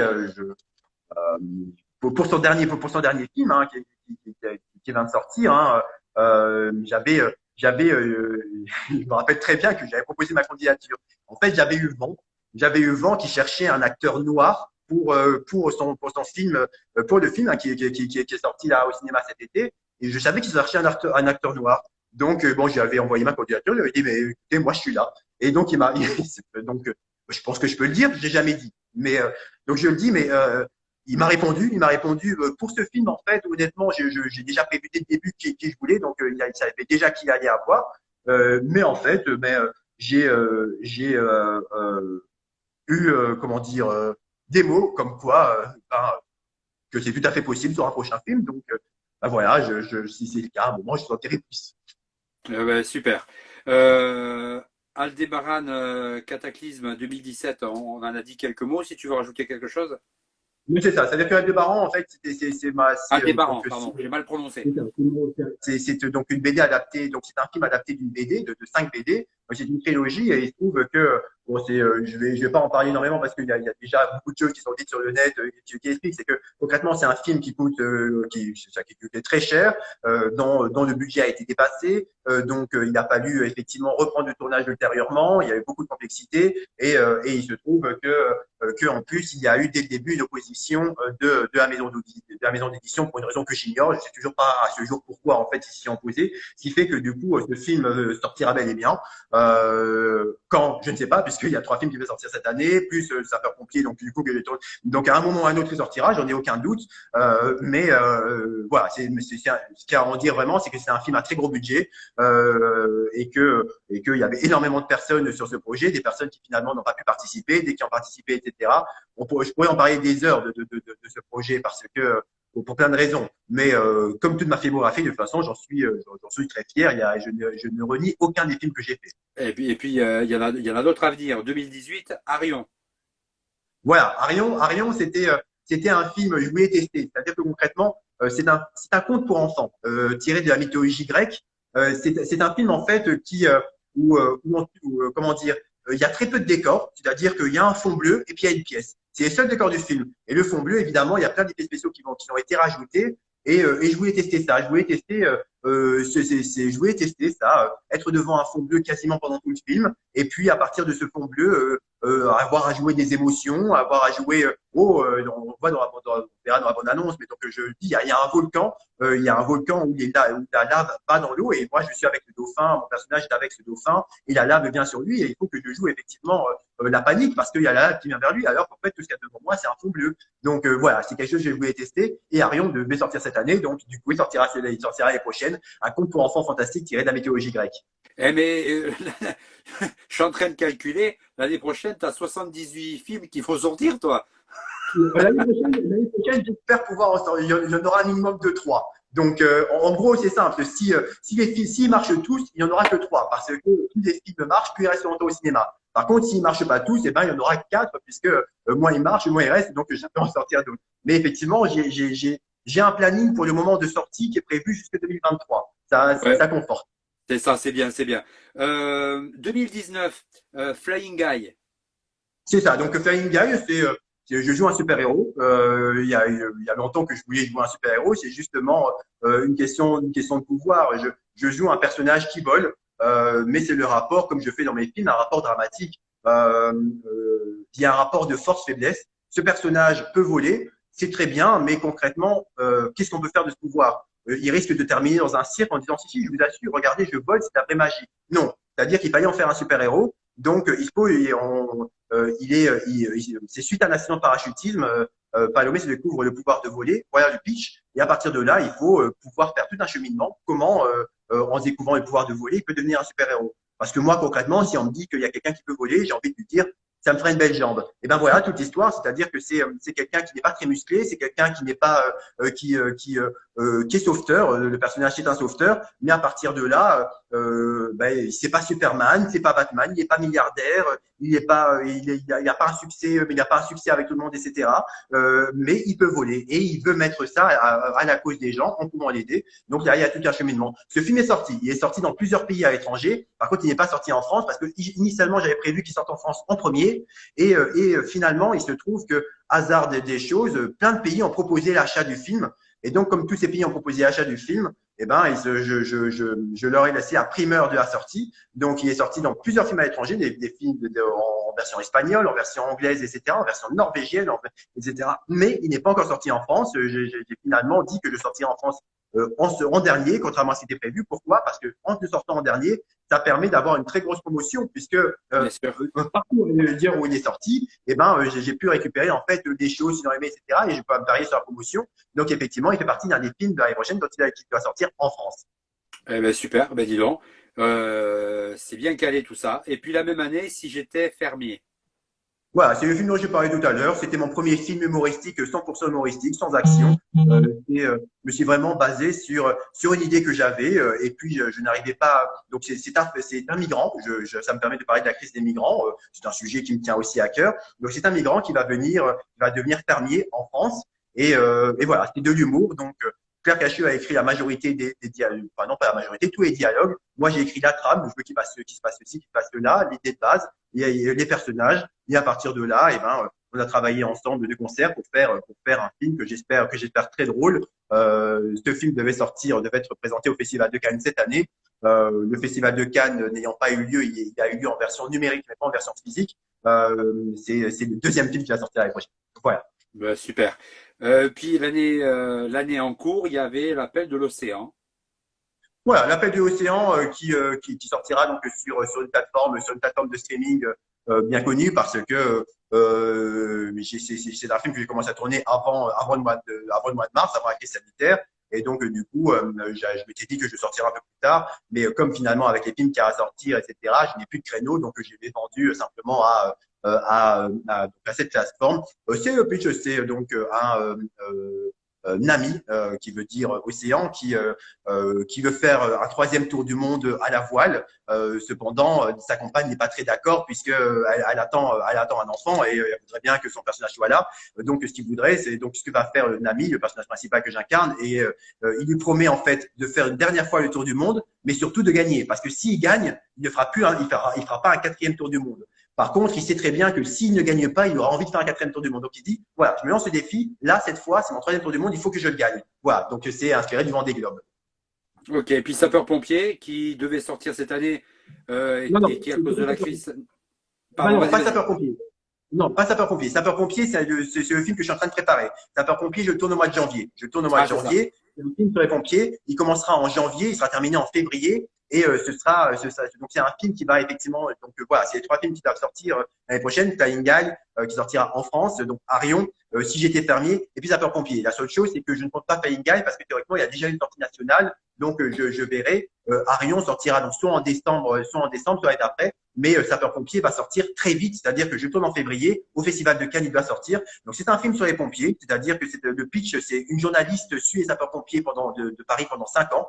Donc on va suivre une équipe de pompiers. Donc c'est un film sur les pompiers qui se passe de 2015 à 2020 et on va les suivre à travers leur quotidien de pompiers. C'est un film pour le coup que je veux émouvant, c'est-à-dire que je vais pouvoir me faire plaisir comme les gens le veulent, c'est-à-dire les faire pleurer. Normalement, si j'ai bien réussi, si en janvier, en février, j'ai bien réussi à faire ce que je voulais, quand les gens regarderont ce film, ils devront au moins pleurer 3 fois. Voilà. Eh ben parce Et c'est que un film au hommage. moi, avec tout ce qui doit sortir, je suis paumé. Sapeur-pompier, pas sapeur-pompier, je ne sais plus, moi. Il y a tellement de trucs qui doivent Mais sortir. bien sûr, Euh, évidemment.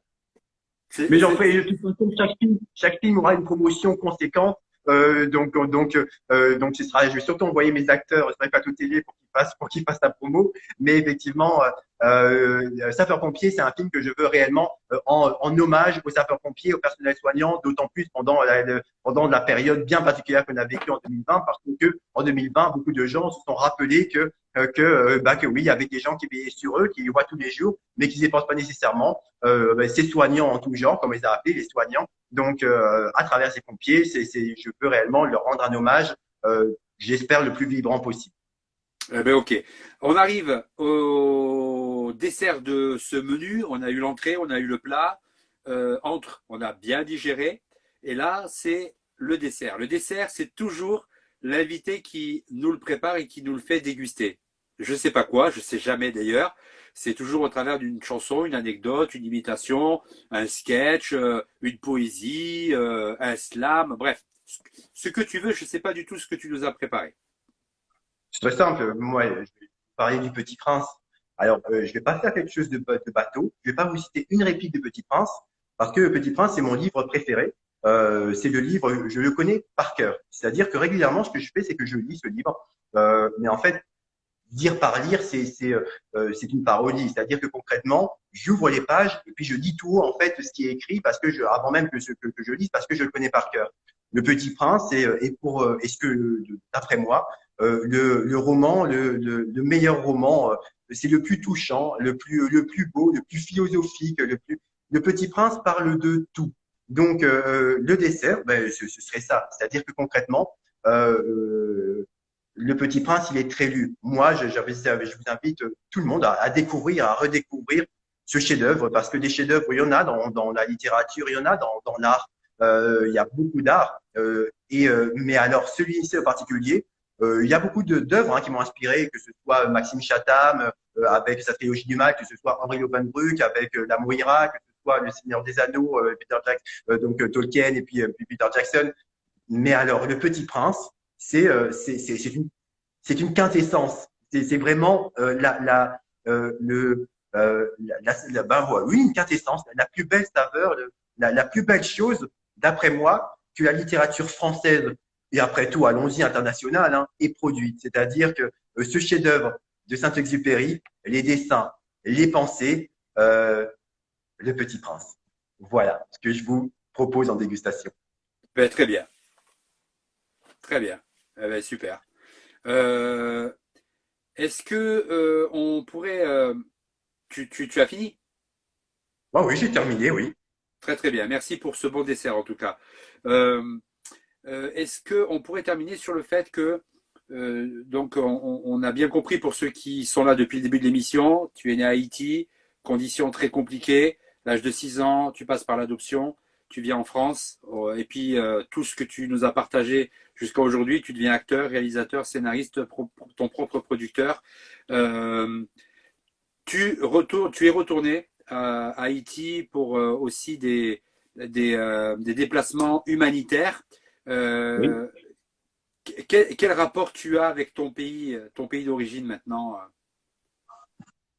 C'est compliqué, c'est très philosophique. C'est-à-dire que c'est un pays qu'il faudrait. C'est un pays très dur. C'est un pays très dur, mais c'est le pays où je suis né. C'est-à-dire que si je ne nais pas Haïti, c'est avec des si, je ne sais pas ce que je serais, mais concrètement, c'est parce que j'ai vécu à Haïti que j'ai la sensibilité que j'ai, que je suis comme je suis, que j'ai envie de faire ce que je fais, etc. Je pense.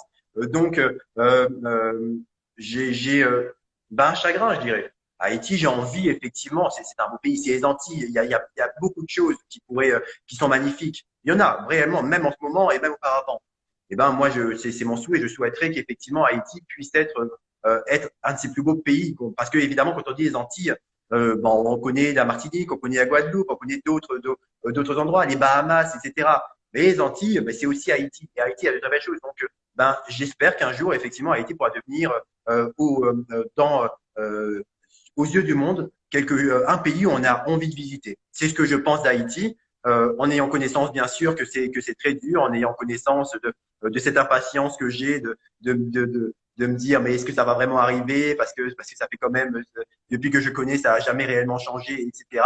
Mais c'est le pays c'est le pays d'où je viens donc j'y suis lié et la France c'est le pays qui fait de moi je suis de nationalité française. Haïti n'accepte pas la double nationalité. Donc je suis français, je suis fier d'être français, je suis fier de le dire. Je le dis, je le répète. Hein, en ces moments, il y a beaucoup de gens qui diront que c'est pas clair. Mais pour ma part, j'ai un respect profond pour la France, pour mon pays, une fierté.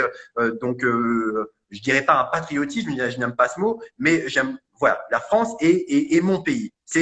Voilà, c'est pour ça que c'est parce que je suis en France que je peux faire du cinéma, que je peux faire tout ce que je fais et que voilà, j'aime profondément la France. Tenez-vous-le pour acquis à tous ceux qui m'entendent. Haïti, c'est le pays d'où je viens, c'est le pays où je suis né. Donc évidemment, j'ai ce rapport du fait que ben, j'y suis lié par les racines, par la naissance, évidemment. Tu as envie de faire un film là-bas ou un documentaire? Bah, c'est prévu, c'est-à-dire que concrètement, j'ai l'intention de faire un film sur Toussaint l'ouverture. J'aimerais faire ce film soit fin 2021, soit d'ici 2022, si je suis toujours là, si on me le permet toujours, j'aimerais faire un film sur Toussaint l'ouverture. Après, évidemment, je rêve de le faire à Haïti. Est-ce que je pourrais est-ce que techniquement ce sera possible? Est-ce que voilà, mais évidemment, je souhaite faire ce film à Haïti parce que Toussaint il est haïtien. Je souhaiterais effectivement de tourner à Haïti. C'est une des choses que j'aimerais faire. Ça nécessite beaucoup d'organisation, beaucoup de travail de pouvoir tourner à Haïti. Ça c'est déjà fait, rarement, mais ça a déjà, il y a très peu de films qui ont été tournés à Haïti, mais ça peut se faire, c'est possible. Donc j'espère pouvoir. Ce film, il se fera, je n'en doute pas. Mais je préférais qu'il se fasse réellement en étant tourné à Haïti que plutôt dans un endroit qui ressemblerait. Voilà. Donc oui, j'aimerais bien effectivement pouvoir développer culturellement Haïti, tant que possible, bien sûr. Ok, ok. Alors, on a quelques réactions pour terminer. Antoine qui te demande est-ce que je peux le contacter car nous avons un scénario déjà écrit, nous cherchons un producteur. Mais bien sûr, volontiers, avec plaisir. Alors après, ne m'en voulez pas si je mets un peu de temps à lire et à lire votre scénario. J'ai beaucoup de travail avec les sorties repoussées, avec la préparation de sapeurs-pompiers, etc. Mais promis, je finis toujours par lire les scénarios comme on voit. Donc avec plaisir, n'hésitez pas. Eh ben voilà, le message est passé. Donc directement sur tes réseaux sociaux ou sur ton site, il Exactement. y a un endroit où on peut t'envoyer tout ça. Poire Belle Hélène, tiens donc, quel beau prénom, qui te demande avez-vous encore envie, je pense, de réaliser un film d'arts Oui. martiaux? Oui, bien. Alors, je n'ai. En fait, les films d'arts martiaux, à proprement parler, c'était mes courts-métrages. Jusqu'à mes 17 ans, en fait, j'ai mon dernier court-métrage, quand je le fais, j'ai 17 ans. Et de mes 13 ans et demi à mes 17 ans, c'est des films d'arts martiaux. Magic World, c'est des arts martiaux avec du fantastique, avec des boules de feu, c'est Dragon Ball. Mais j'ai fait que des films, j'ai fait que des courts-métrages d'arts martiaux jusqu'à mes 17 ans.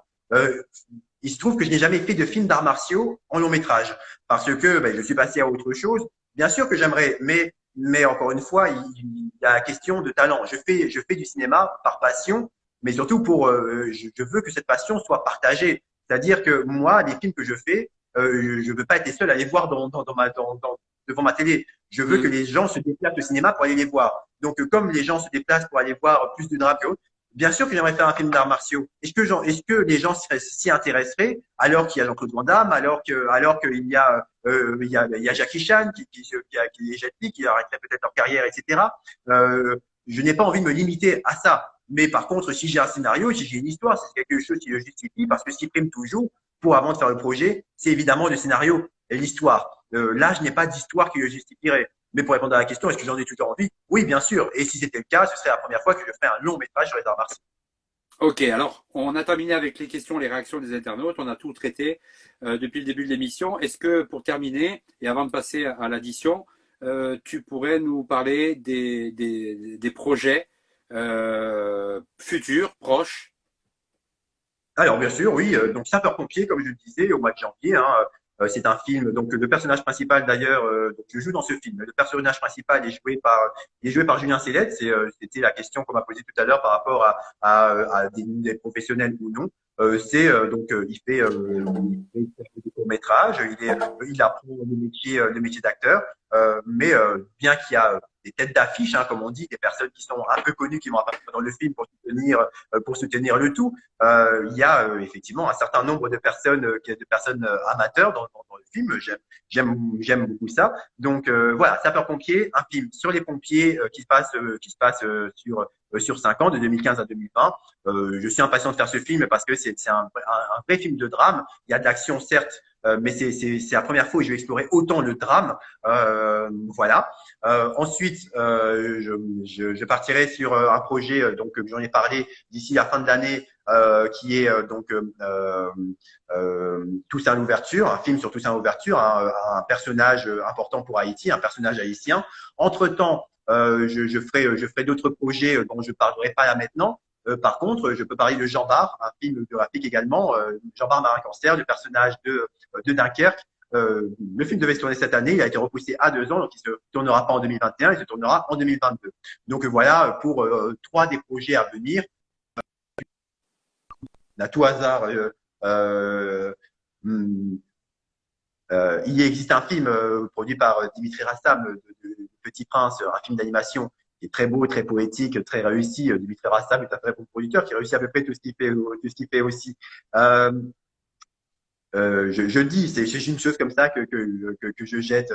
Je rêve. J'aimerais faire un film donc avec de vrais acteurs sur le Petit Prince. Voilà, je tenais à le dire. C'est Ben, une tu chose fais dont bien. voilà. Ben, tu fais très très bien. Alors, euh, c'est important de rappeler que dans tout ce que tu as fait, toute ta carrière, et il y a encore beaucoup de choses à faire, hein, que ce soit dans la réalisation, la production, le jeu d'acteur, les scénarios, que tu n'as aucune formation. C'est ça. Mais je me suis formé tout de même en allant sur le plateau de tournage, etc. Mais Ouais, effectivement, je n'ai pas fait d'école de cinéma. J'ai failli, j'ai eu la possibilité. Alors, il y a une bourse qui m'avait été accordée lorsque j'ai eu, je pense que lorsque j'avais eu 16 ans, il y a une bourse qui m'a été accordée pour que j'aille dans une école de cinéma qui était à Nice, qui venait d'ouvrir. Et en fait, bon, après m'être entretenu avec le directeur, hein, il avait dit, mais en fait, ce qu'on va faire dans cette école, c'est qu'on va tourner des films, on va tourner des courts-métrages. Or, ben, à vous de réfléchir. Est-ce que vous avez vraiment besoin d'une école puisque dans des courts-métrages, écoutez, vous avez 16 ans, des courts-métrages, à l'époque, il m'a dit que vous en avez déjà fait autant, je ne me souviens plus combien, donc est-ce que vous voulez vraiment être dans une école pour tourner des courts-métrages alors que vous en avez déjà tourné? Effectivement, après une autre discussion, je n'y ai pas été dans cette école, mais effectivement, je n'ai jamais fait de format d'école de cinéma ou autre. Ça peut être ça peut être très formateur et c'est très formateur les écoles de cinéma dans beaucoup de domaines. Mais c'est vrai que pour ma part, effectivement, je n'en ai pas eu l'occasion ou le temps. Donc voilà. tu as tracé tout droit. Voilà, mais c'est le chemin le plus court en même temps et le plus direct. Et puis ça, c'est la mentalité des sportifs de haut niveau aussi, hein. On trace tout droit, on trace tout droit, on trace tout droit.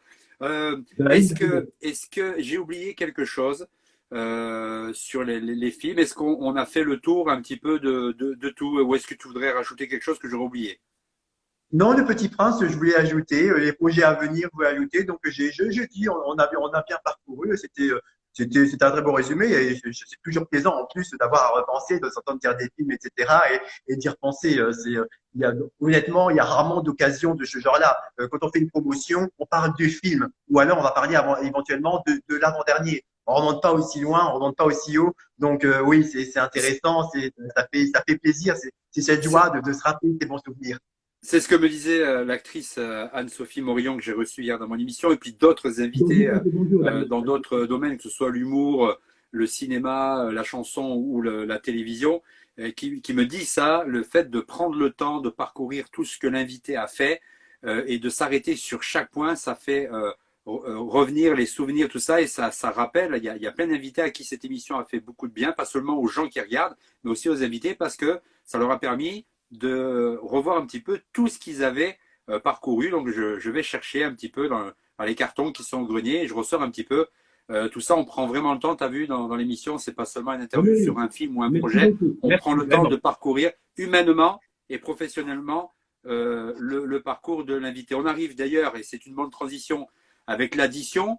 On a eu l'entrée, le plat, un bon dessert, c'est l'addition. L'addition, c'est la note, et c'est une note sur 20 que tu vas m'attribuer maintenant à moi et à mon émission. Et en quelques mots d'appréciation, tu vas nous expliquer pourquoi tu donnes cette note.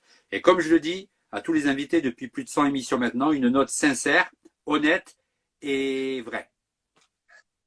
Bon, mais allez, si c'est une note sincère et vraie, je vais mettre 19. Pourquoi? Parce que si je mets 20, on peut pas aller au-dessus, c'est la perfection. Donc je mets 19. Pas que c'était pas parfait, mais du coup, en mettant 19, tu te diras, ben, je pourrais aller encore mieux. Je vois pas comment ça pourrait être beaucoup mieux. Mais allez, je mets 19. C'est peut-être un peu dur, je dirais, parce que c'était vraiment un très bon moment. C'est ça, c'est ce que dit Anne-Sophie Mourillon, c'est ce que je dis, je confirme. Il y en a très peu de moments comme ça. C'est très rare. Généralement, lorsqu'un journaliste fait ça, lorsqu'il pousse votre vie, il vous demande rarement votre permission. Il dit rarement, alors parle-moi de ça, ça et ça. Et généralement, c'est lui qui va faire la recherche et il va vous exposer. Alors j'ai vu ça, j'ai vu ça, j'ai vu ça. Il n'a pas besoin de votre avis. Et puis sur un plateau télé, lorsqu'on parle de la promotion, comme je dis, c'est le dernier film dont on parle, celui qui va sortir. On parle de l'actualité du moment, etc. On ne prend pas le temps de détailler, de parler, de faire ce cheminement, etc. C'est beau, c'est magnifique honnêtement c'est un exercice dont je me suis pas très souvent adonné. Donc vraiment, Géry, merci. C'est un merci très sincère. Ben, merci, c'est adorable. Merci pour ces paroles qui me touchent beaucoup. Je voulais pas le dire au début de l'émission, mais maintenant on est à la fin de l'émission. Et donc, je le dis parce que et ceux qui ont suivi l'émission depuis le début et puis depuis le début de celle d'avant, puisque les amis, on a commencé comme tous les jours cette émission à 21h et au bout de plus de 3/4 d'heure d'émission, presque 1 heure même, je crois, on a eu un problème, il y a eu un bug réseau, ce qui fait que ça a coupé le live, ça a supprimé pratiquement 1 heure d'émission et on s'est appelé en 2-2 avec Emmanuel et on s'est dit qu'est-ce qu'on fait, et puis je lui ai proposé de refaire l'émission depuis le début, donc de tout reprendre depuis le début, et il a gentiment accepté malgré l'heure tardive. Et donc moi je trouve ça très professionnel voilà, d'avoir repris comme si de rien n'était depuis le début et de t'être rendu disponible spontanément. Merci beaucoup. J'ai au plaisir, vraiment. Un grand merci. Alors pour terminer, sur le générique de fin, est-ce que tu peux nous dire tous les endroits où les gens peuvent continuer à suivre ton actualité et tes projets, que ce soit sur les réseaux sociaux, un site internet, etc. Oui, bien sûr. Donc, sur mon Instagram, je suis désolé, je suis pas un expert Instagram. C'est-à-dire que j'ai beau avoir des gens qui me suivent. Je vous remercie tous de me suivre, d'ailleurs, me suivez pas de trop près parce que si je me retourne et que je vous vois, ça va me faire peur. Mais le fait est que je vous remercie beaucoup. Je passe du temps sur Instagram à voir effectivement des profils de voyage, etc. Donc, du coup, je sais pas si on voit mon profil, mais si on voit mon profil, oui, là, juste là-haut, là, sous la présentation, il y a ton pseudo. Déjà, plusieurs t'ont déjà follow, puisqu'il y a déjà des personnes qui m'ont dit qu'ils t'avaient envoyé des messages privés. Mais il y en a plusieurs qui t'ont suivi. Et les amis, allez vous abonner au compte d'Emmanuel pour aller voir tout ce qu'il fait, tout ce qu'il propose, Emmanuel Burier.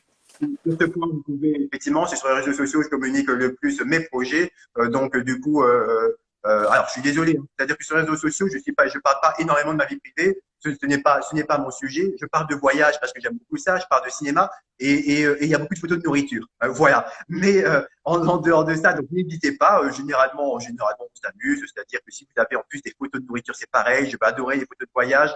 Et entre-temps, je vous présente mes projets. Donc, vous pouvez me suivre sur Instagram. Vous pouvez me suivre sur Facebook. C'est la même chose. C'est Emmanuel Burguet, tout simplement. Et puis après, si vous souhaitez, bon, vous pouvez simplement me googler, aller sur Google et puis vous verrez vous-même ce que vous préférez, que ce soit sur Wikipédia, que ce soit sur mon site, emmanuelburguet.org, ce genre de choses. Vous regardez et puis vous regardez ce qui vous plaît, puisqu'après tout, comme je vous l'ai dit, je fais du cinéma pour vous plaire, donc pour vous créer de l'émotion. Donc, allez chercher les émotions que vous voulez. D'ailleurs, une petite chose, c'est-à-dire que j'ai arrêté de publier depuis la fin de l'année dernière sur Instagram. Je m'y remets en mois de janvier. Donc, il y a plein de choses en story. Par contre, en publication, à proprement parler, je m'y remets en mois de janvier. Donc, vous allez pouvoir suivre d'autant plus encore. Donc, voilà, n'hésitez pas si ça vous intéresse. En l'occurrence, si vous vous intéressez à ce que je fais, moi en plus, je m'intéresserai à vous parce que le cinéma, d'après moi, beaucoup diront que c'est une grande famille. C'est vrai, le cinéma, c'est une grande famille. D'après moi, tout le monde se déteste dans cette grande famille, mais au moins, moi, je vous le dis, je m'intéresserai profondément à ce que vous faites, à ce que vous êtes, etc., parce que j'aime profondément ça, l'art, parler avec les gens, etc. Et c'est une une des raisons pour lesquelles je suis présent, effectivement, sur les réseaux sociaux. Donc, n'hésitez pas. Voilà. Alors, tu vois, il y a plusieurs internautes qui se sont abonnés à ton compte Insta. Est-ce que tu pourrais, en quelques mots pour terminer, sur le générique, nous dire un petit mot de la fin, petit encouragement de par ta vie, ton vécu, de là où tu es parti, de là où tu es maintenant, que ça puisse donner un petit coup d'espoir à plusieurs qui sont avec nous. Je sais pas, c'est compliqué. Il y a plein de citations qui me viendraient comme ça à l'esprit, mais il y en a une qui me vient que j'aime beaucoup, c'est avoir des rêves suffisamment grands pour ne pas les perdre de vue. Voilà, c'est ce que je dirais. Avoir des rêves suffisamment grands parce que, d'après moi, j'avais pas de rêve avant mes 6 ans, etc. C'est un peu plus tard que j'en ai eu et c'était vraiment pas gagné. Et ça n'est toujours pas d'ailleurs, puisque accomplir ses rêves, c'est vraiment un travail de tous les jours. Donc, si ces quelques mots peuvent vous y motiver, courage. J'ai une petite phrase que j'aime dire, c'est que la vie vous berce. C'est ce que je vous souhaite. Voilà, tout simplement. Ben, Emmanuel, merci beaucoup en tout cas de ta disponibilité, de ta gentillesse, de ton partage et puis d'avoir été doublement là, si tu vois ce que je veux dire. Merci à toi, Thierry. En tout cas, et je me suis régalé. Je me suis régalé. Et ben moi aussi, un plaisir. On reste en contact, à bientôt. Merci beaucoup. Mais bien sûr, sur le tournage ou autre, on se voit. Ça marche, ça marche. Ciao, ciao. Les amis, merci d'avoir suivi cette émission. Merci d'avoir été encore une fois fidèles et d'être de plus en plus fidèles à cette émission. N'hésitez pas à vous abonner à mon compte Jerry officiel, à parler de cette émission autour de vous, à inviter vos contacts à s'abonner à mon compte Jerry officiel. Les amis, demain, on se retrouve à 21h pétante. J'aurai en invité celle qui est humoriste et comédienne. Elle s'appelle Judith Mergui. On partagera sur son parcours, sa carrière, son actualité, ses projets. On va rigoler. Ça va être un kiff. Soyez au rendez-vous, les amis, demain à 21h en direct sur Instagram pour le Jerry Show, le seul talk show sur les réseaux sociaux qui met les artistes à l'honneur. Bonne fin de soirée, bonne nuit, prenez soin de vous et rendez-vous demain à 21h ici. Ciao, ciao!